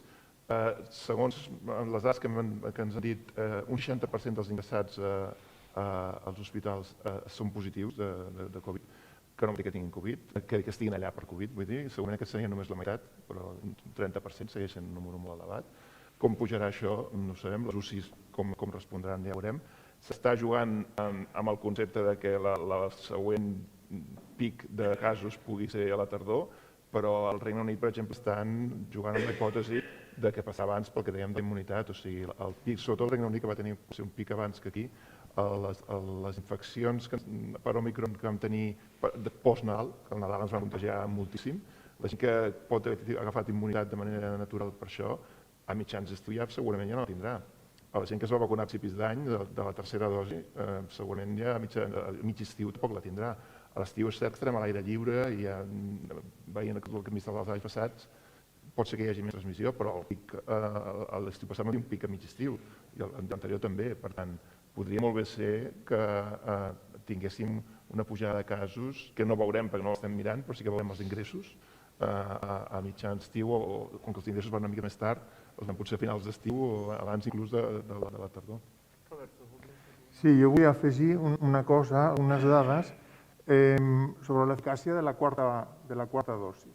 I tenim dades i això és curiós, perquè això és un acord públic-privat, per exemple, que s'ha donat a Israel. Pfizer, que és un fabricant d'una vacuna, va arribar a un acord amb Israel per proporcionar les vacunes, poder analitzar totes les dades de salut de la població d'Israel, que estan en bases de dades públiques. I amb aquesta aproximació hem pogut proporcionar evidències sobre l'eficàcia de la vacuna al món real. No en un assaig clínic, sinó al món real. I hi ha dades que la quarta dosi de la vacuna és eficaç, redueix els casos greus de la malaltia. Però això ho sabem per la variant Delta, no ho sabem per la variant Omicron, perquè això va molt ràpid i això cada dia va canviant. O sigui que sempre tenim dades, però no tenim mai la certesa perquè aquest món evoluciona molt, molt ràpid. I l'altra cosa que comentaves, Marina, és com podem identificar quines persones són vulnerables per tallar aquesta progressió de la malaltia. I hi ha models que nosaltres diem models predictius, que tenint en compte l'edat, el sexe, el pes de la persona i algunes altres variables, poden predir d'alguna manera qui evolucionarà d'una forma greu i qui evolucionarà d'una forma no greu. Però aquests models no són infal·libles, fallen molt. Nosaltres aquí, des de la UVIC, amb la UDG, a l'Hospital del Mar, el Consorci Hospitalari de Vic i l'Atenció Primària de Girona hem fet un estudi per veure, identificar factors genètics que podrien identificar qui té més probabilitats d'anar a evolucionar a cas greu o a cas lleu. I hem identificat algunes variants, algunes característiques genètiques que sí que s'associen amb pitjor evolució. Però clar, això no és el que té aquestes característiques segur que evolucionarà malament i el que no les té no evolucionarà malament. Això tornem una altra vegada a la incertesa. No tenim eines predictives molt, molt vàlides i hem de jugar amb la informació que tenim i amb les dades que tenim. Però Roberto, això és el mateix que també hi ha estudis molt amplis que han demostrat que hi ha un 20% de persones que tenen anticossos antiinterferó i aleshores, i contra més gran ets, més probabilitat tens, més percentatge hi ha de persones amb anticossos antiinterferó beta i per tant això fa que tinguis major risc perquè l'interferó és el primer que bloqueja el virus. Però tot això no es mira rutinàriament. Jo crec que hi ha una cosa molt més senzilla, que és un hemograma, un D-dímer i una PCR. I això et dona moltes eines per saber com et mous. Però, bueno, això, de nou, això és la meva experiència casolana, i d'alguns altres, però hi ha que fer-ho d'una manera sistemàtica i amb el mètode científic i fer-ho bé. Però tot el que tu parlaves d'Israel, que és molt interessant, però ho miren els 3 mesos d'haver-los vacunat. Sí, clar. Sí, per això que ja... 3 mesos. A mi el que m'interessa és a cap d'un any, com estaré, no els 3 mesos. Els 3 mesos, si no em protegeix els 3 mesos, vámonos. Doctor Gràcia Ferrer. Felicitar-vos i agrair-vos aquesta trobada perquè és molt profitós. Jo volia dir un parell de coses. El primer, jo pensava mentre parlàveu que el ser humà tenim una capacitat d'oblit, o si més no d'amagar els records que no ens venen de gust, tenir a la superfície, i pensava en aquells mesos, setmanes de confinament total en què la natura va guanyar terreny i que els depredadors, que som els sers humans, com que estàvem tancadets, doncs la natura podia, com diuen en castellà, campar a sus anxes, i vam veure com els dofins arribaven als ports i els dofins estaven passejant-se per Venècia. I tots, jo diria que tots els que som aquí, tots sense excepció, estàvem tan contents de veure això, ja que necessitàvem moments d'alegria, no? I vam dir, on aprendrem? Ara farem les coses diferent. I no ho hem fet diferent. Quina confiança, jo treballo un comportament humà, llavors quina confiança podem tenir en el ser humà, perquè vosaltres heu dit els 3 que no estaríem preparats, que no n'havíem après, que vindria l'onada aquesta a la tardor i que ens tornaria a agafar sense saber com ho hem de fer ni estarem preparats. Qui som? Som nosaltres, els científics, la gent del carrer, són els polítics. A França s'està posant ja la quarta dosis de manera... Ha començat amb els vulnerables, però ja s'està fent. Per què no ho fem aquí? I després, sense voler un altre punt, vull dir, això m'agradaria una mica que em diguéssiu aquesta confiança que podem tenir i sense voler generar polèmica, com que el doctor Clotet ha tret el tema del clorid, dels clorits de sodi, i com que tenim centenars de milers de persones negacionistes, d'antivacunes i d'usuaris de CDS, MMS, etc. I com que tu has dit que ningú havia fet un estudi, jo em demano, davant d'això, no estaria bé fer algun estudi o no val la pena o s'ha fet?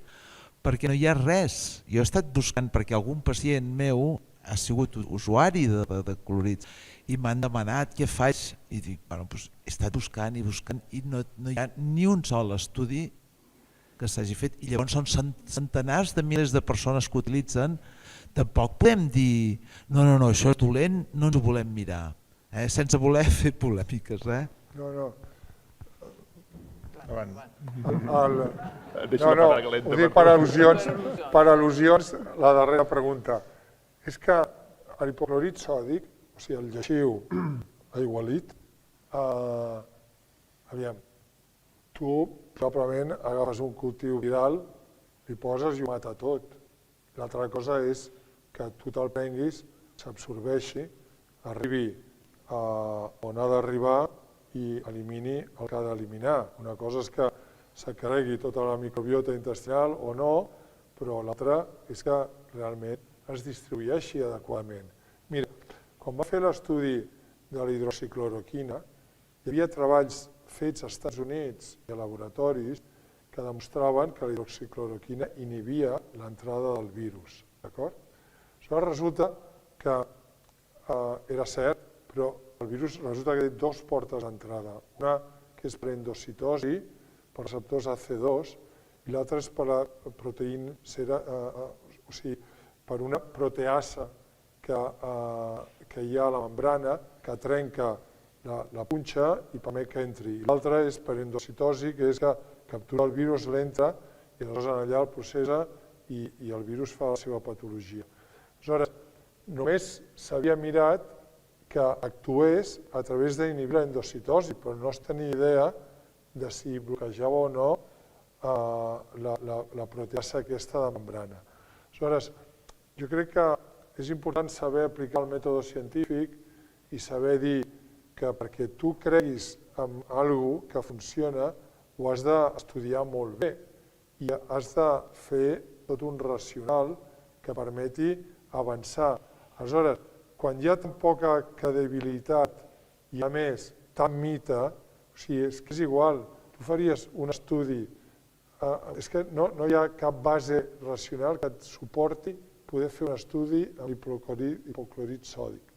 I aleshores, d'alguna manera, estàs donant veu als que, quan no et surti, diran que no l'has fet bé, que tu ets de...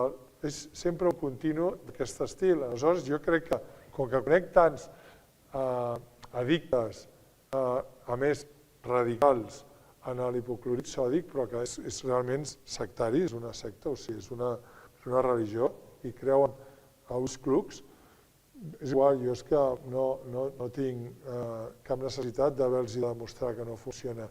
Ja ho tinc clar per altres estudis i per altres proves que s'han fet. Aleshores, podria dir que, no sé si ho puc dir-ho, però un component de molts fàrmacs, que és uniforme, té una potència increïble anticoronavirus. I això ho han trobat el grup de la Núria Izquierdo en el meu laboratori. I això vol dir que aquest component de molts fàrmacs pot ser que sigui útil o no, no sé, ho veurem, ho farem, però tot requereix un procés i no és senzill. Això és molt gratuït, dir no, perquè això és un fàrmac que com que no hi ha cap indústria farmacèutica, els carregues a les farmacèutiques, no? Si les farmacèutiques, o sigui, el que no són les ONGs ni són grups, van a on hi ha negoci, no? Però bueno, el que està clar és que d'alguna manera inverteixen el que cal quan hi ha negoci. En aquest cas, com que hi havia negoci, han sortit fàrmacs que són útils i amb estudis ben dissenyats en fases molt inicials els 3 primers dies, o 4 dies o 5 primers dies, de bloquejar amb un 85% addicional més la progressió cap a la malaltia. No sé, igual aquí els meus companys són fans de l'hipoclorit sòdic i... No, jo crec que no hi ha massa més a dir. O sigui, hi ha una cosa, o sigui, tu quan fas... Primer és una cosa que allò que has de demostrar que ets innocent, no que ets culpable, una mica, no saps? Quan ets en un judici, o sigui, tu s'assumeix que ets innocent, llavors han de demostrar que ets culpable. Això és el mateix. Tens un fàrmac que dius, això cura, bueno, sí, demostro. O sigui, fins que no ho demostris no pots dir res. De moment ningú ho ha aconseguit demostrar. Ja ho estan intentant els que ho venen, això, però no s'ha publicat mai res positiu perquè no hi ha res. I segona, hi ha d'haver un mecanisme biològic al darrere. Per exemple, al cas de la hidroxicloroquina hi havia un motiu per pensar que podia funcionar. Llavors, una certa lògica investigar si funciona o no. Quin és el mecanisme fisiològic de coses com això, com l'hipoclorit aquest? Clar, si no expliques quina lògica biològica hi ha al darrere, primer has de tenir una hipòtesi. Moltes vegades, per exemple, que també es diu, tirant cap al meu camp, que és el càncer, doncs el microones pot causar càncer. El microones emet una radiació que no té prou energia per trencar l'ADN.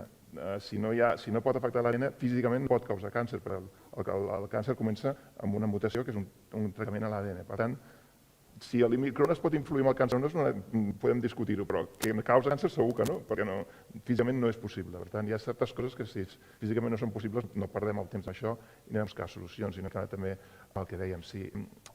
Hi ha una mena de mala premsa ben guanyada pols que tenen les farmacèutiques, que jo crec que amb aquesta pandèmia ha quedat mostradíssim que necessitem les farmacèutiques. Si no haguéssim pogut muntar una resposta tan bèstia com la que hem muntat, generar una vacuna en tan poc temps, tantes milions de dosis de vacuna disponibles sense les farmacèutiques. I l'única manera de tenir les farmacèutiques amb nosaltres és que guanyem diners, evidentment. No són germanetes de la caritat. Ells van a fer diners. El que hem de fer és aprofitar aquest poder que té la farmacèutica i controlar-les perquè no es passin, perquè és cert, perquè si les deixes buscar la manera de treure els diners més del que els toca. Però crec que hem de ser més objectius en aquest sentit. Vols afegir alguna cosa? L'hipoclorit sòdic. Jo ja en temps per... Sí. Això és fàcil, diem no, i ja està. Ara al final els hi faré un crit a l'esperança vinculat amb el que dius, perquè no em crec que diguin que anem a pescar més, no m'ho puc creure. Això em nego. Per tant, això, la resposta a l'Esperança la farem en l'últim minut.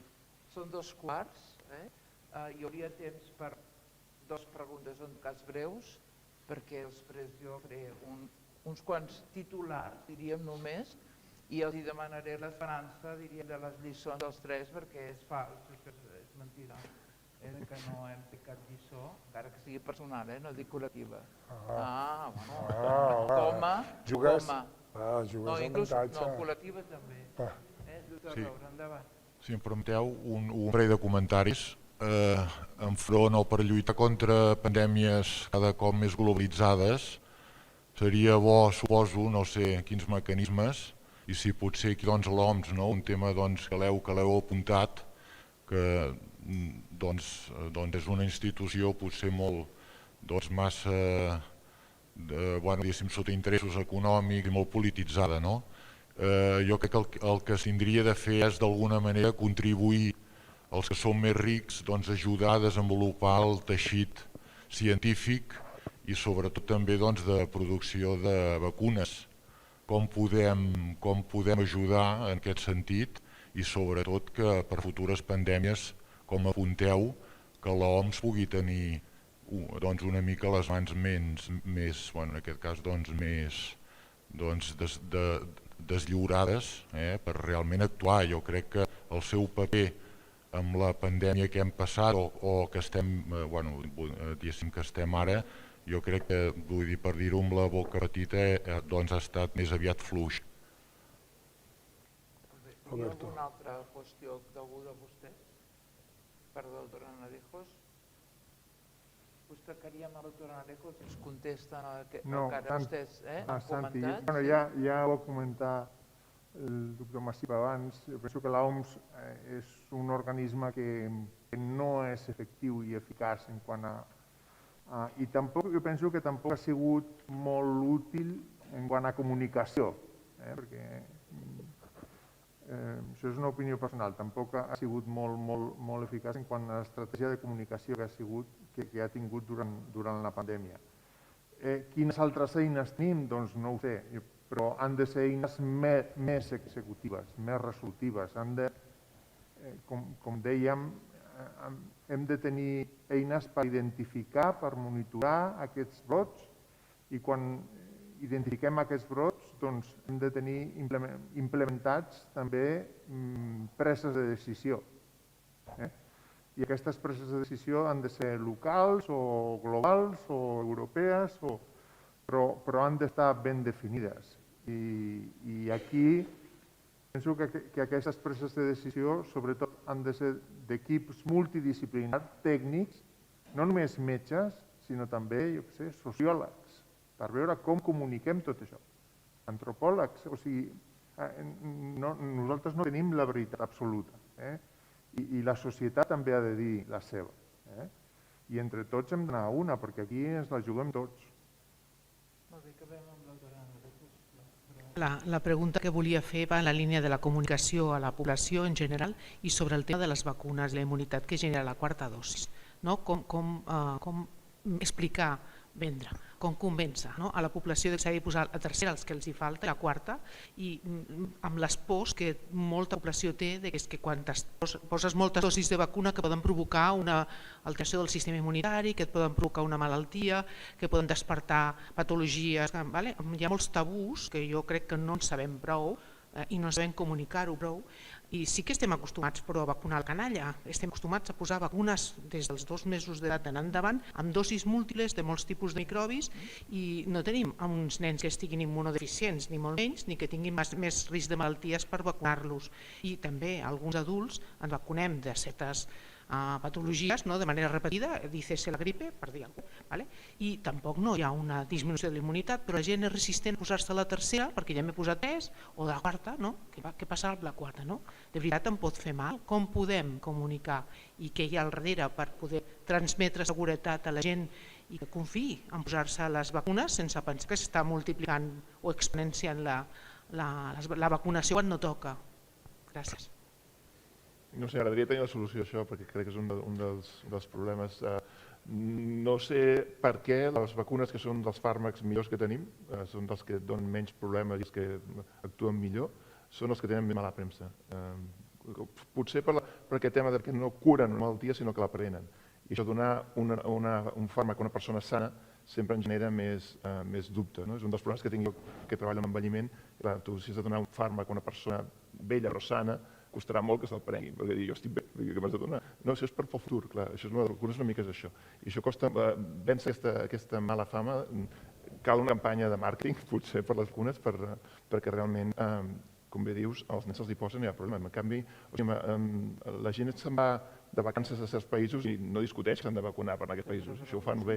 Ara, diuen o prendre qualsevol prevenció contra la malària, el que sigui, es prenen cap problema. En canvi, aquí t'ho discutiran tot. Crec que part del problema que hi ha hagut amb aquesta malaltia ha sigut el que dèiem abans, que hi ha hagut un excés d'informació. Tothom és expert en la vacuna del Covid, tothom sap com s'ha fet, tothom sap com va, tothom sap el que hi conté, i tot això, tothom s'atreveix a dir sí, però jo la vacuna contra això me la poso, però la Covid no, perquè tal.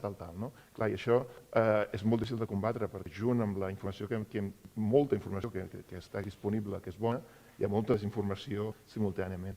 Això crec que és un signe dels temps que vivim, que la internet o les xarxes tenen un costat positiu i un negatiu, i és gairebé impossible separar-ho, perquè si vols tenir informació accessible per tothom, que ha sigut essencial perquè aquesta pandèmia funcionés, que a partir dels 10 minuts que hi havia un cas d'allà ja sabíem que ja sabia tothom, això està molt bé, però al mateix moment tenies un altaveu per tota la gent que té unes certes creences que llavors les publicita i això acaba convencent. Perquè crec que el gran problema no és aquest grup de fidels diguéssim, religiosament es creuen aquestes coses, sinó que aquests poden convèncer una gran massa d'indecisos al mig. Aquests són els que és perillós. Per exemple, tindràs un 10% el que sigui, que no es vacunarà, que no es prendrà fàrmacs, el que sigui.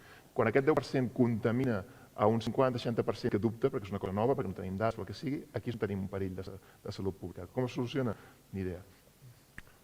Si vull afegir, jo crec, totalment d'acord, i crec que és que tots diguem, els negacionistes, a les fake news, tots es basen en que no ho sabem tot i per tant les vacunes, doncs clar que pots tenir algú que es vacuni i tingui un Guillain-Barré, que és una malaltia neurològica que està associada a totes les vacunes, no només aquesta, però magnifiquen el problema amb aquesta, per dir alguna cosa. Doncs està els de la teoria de l'autisme i totes aquestes coses que també déu-n'hi-do.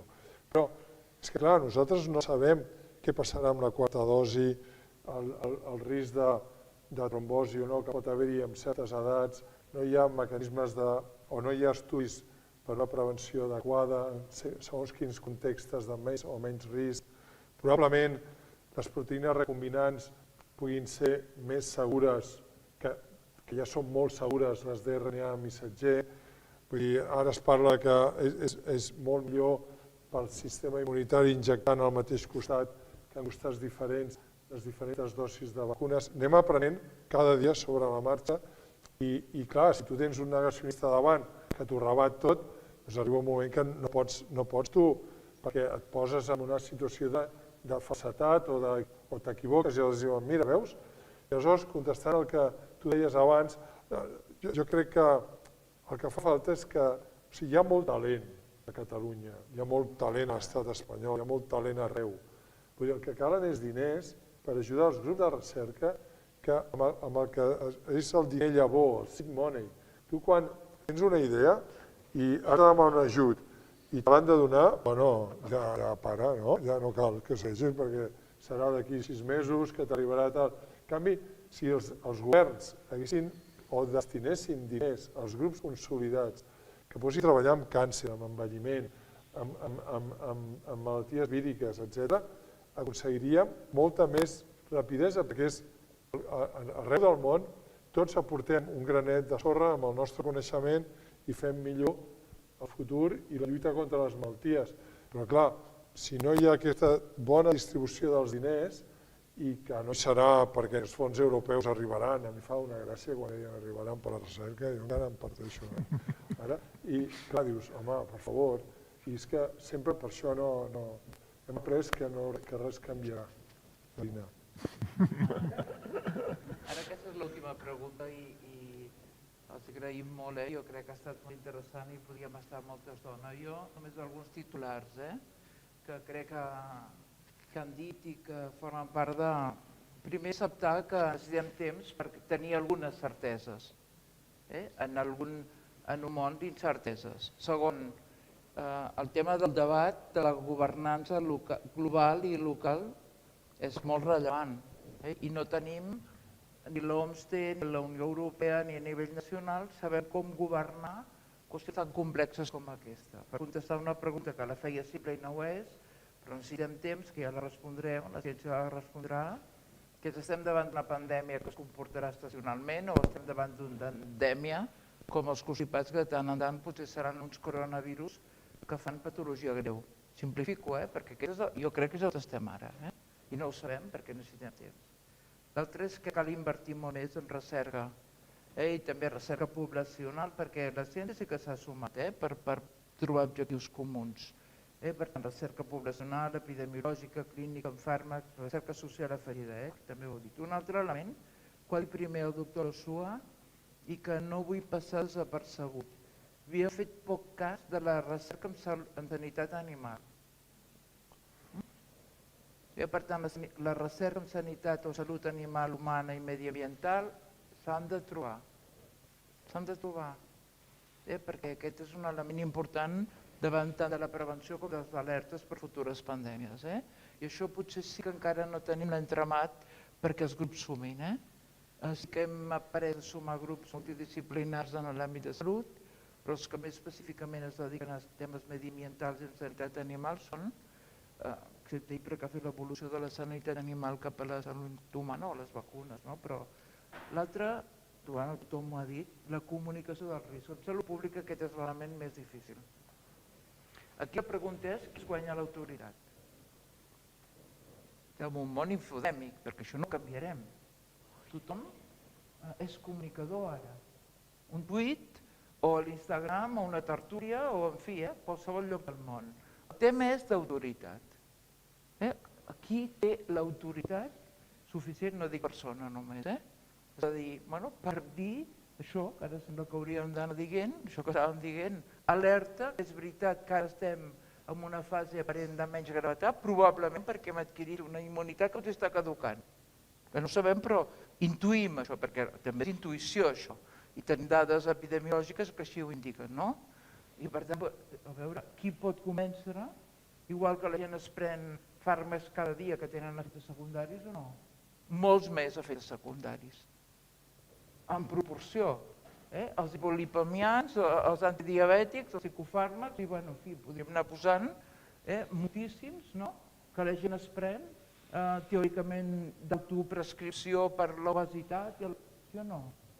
I en canvi no hem sabut explicar, que ho deia el doctor Ale, que és com en els nens, que la triple vírica o la quintuple vírica ara requereix diferents dosis, no? Per tant, això jo crec que és un tema d'autoritat, és a dir, que he pensat molt en aquest tema, que hi ha tanta dispersió d'autoritat que desfocalitzem l'autoritat. Això passa perquè hi ha una crisi d'autoritat, en un món molt infodèmic, i que a més tothom és comunicador. No, és mentida. Tothom és informador de la seva. Comunicador, per mi la comunicació és una altra història, i sobretot en comunicació en salut pública. Acabo amb algunes consideracions que em semblen rellevants. Heu d'ajudar que esteu en diferents grups d'assessors del govern, a risc de no afinar prou, a fer el llistat de la població de risc, sisplau, i de la intuïció serveix. Jo que havia dedicat, igual que el doctor Clotet, a una cosa que no sabia què era, que em deien síndrome gripal crònic, que després va acabar sent la fatiga crònica. Jo m'hi havia dedicat, això us ho asseguro, als anys 80, que els hi fèiem una PCR, perdona. Després va arribar el VIH i vam aprendre els linfòcits, doctor Clotet. I ara alguna sintomatologia també de la Covid crònica va per aquí. Per tant, hem d'escriure elements poblacionals de la SUA, que sabem que l'edat n'és un, que sabem que la hipertensió, l'obesitat, algunes coses apreses. I després, algunes altres qüestions simples, analítiques, que ens permetin que aquelles persones que s'infectin puguin ser prescriptores de fàrmacs o que facin que la seva gravetat sigui molt petita. I l'altre són aquestes qüestions de les vacunes. Jo crec que aquest és un element Jo ja acabo, ara ja obrir per l'esperança. Jo no sóc tan pessimista com vosaltres, no ho soc. Jo crec que el comportament poblacional ha estat molt més acceptació d'autoritat del que altres països del món.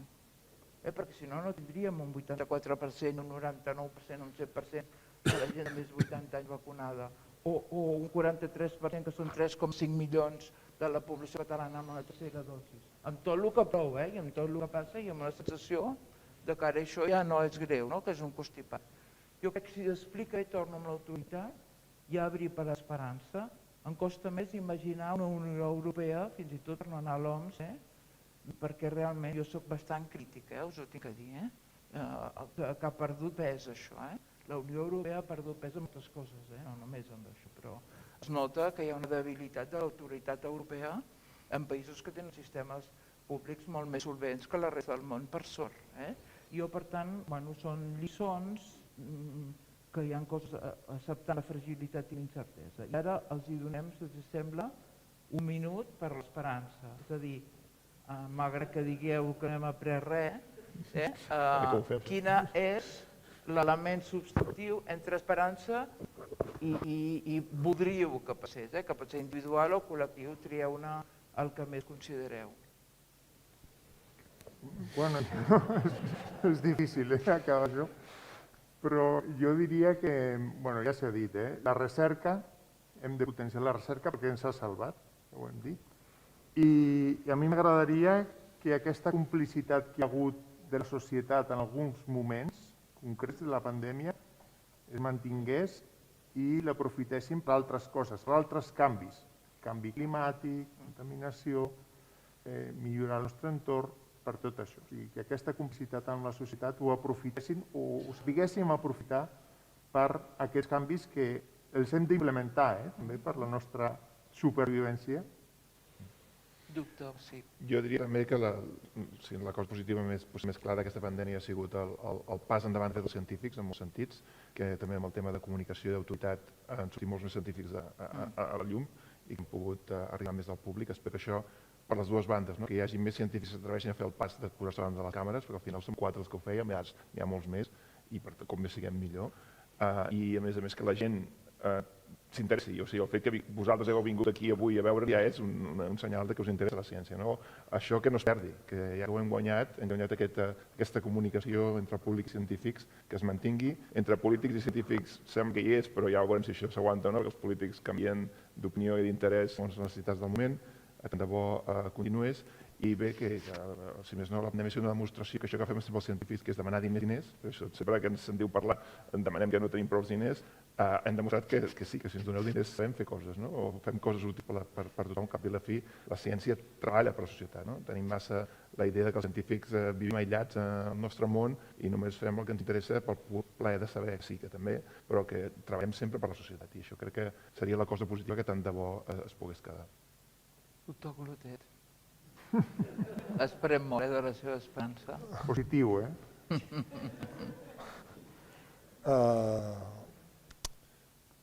És que em costa. Perquè, aviam, jo crec que el doctor Massimo ha dit, Roberto també, que la recerca, el One Health, salut animal, salut ambiental, globalització, evitar tot el tema de desertització que farà apropar animals a les poblacions i que hi hagi més salt, de zoonosis, de malalties víriques. Jo crec que sempre, si els governs entenguessin que haver apostat per la recerca davant de cada brot d'una malaltia nova, com pot ser el coronavirus, el 2002, hagués estudiat tants milions i una crisi mundial global i tantes morts que tot el que haguéssim pogut aportar en aquell moment seria el xocolat al lloro respecte al que ha costat posteriorment.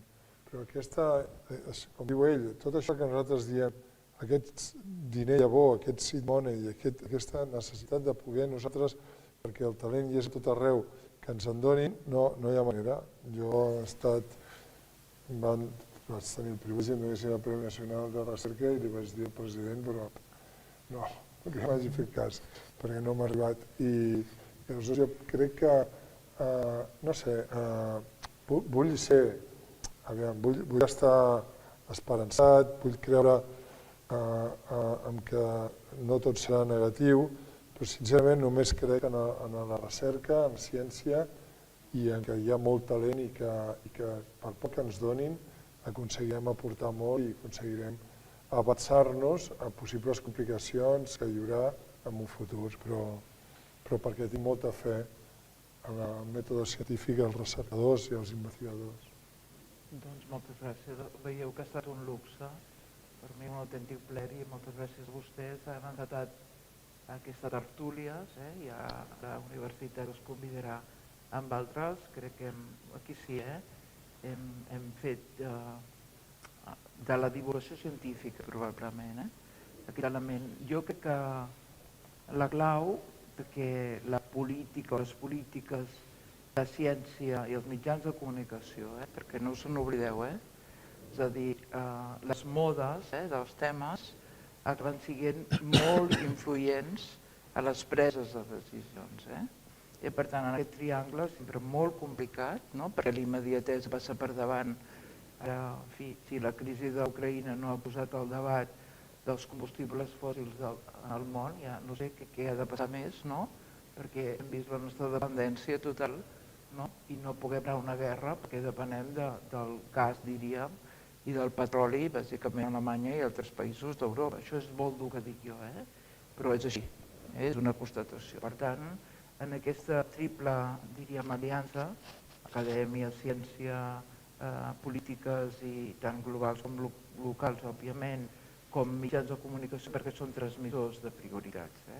La configuració de les prioritats és marcada pel que surt cada dia en els mitjans.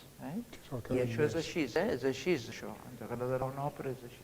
Per tant, moltes i moltes gràcies, ha estat un plaer, i almenys per mi, jo crec per vostès, molt enriquidor, i crec que es mereixen un aplaudiment.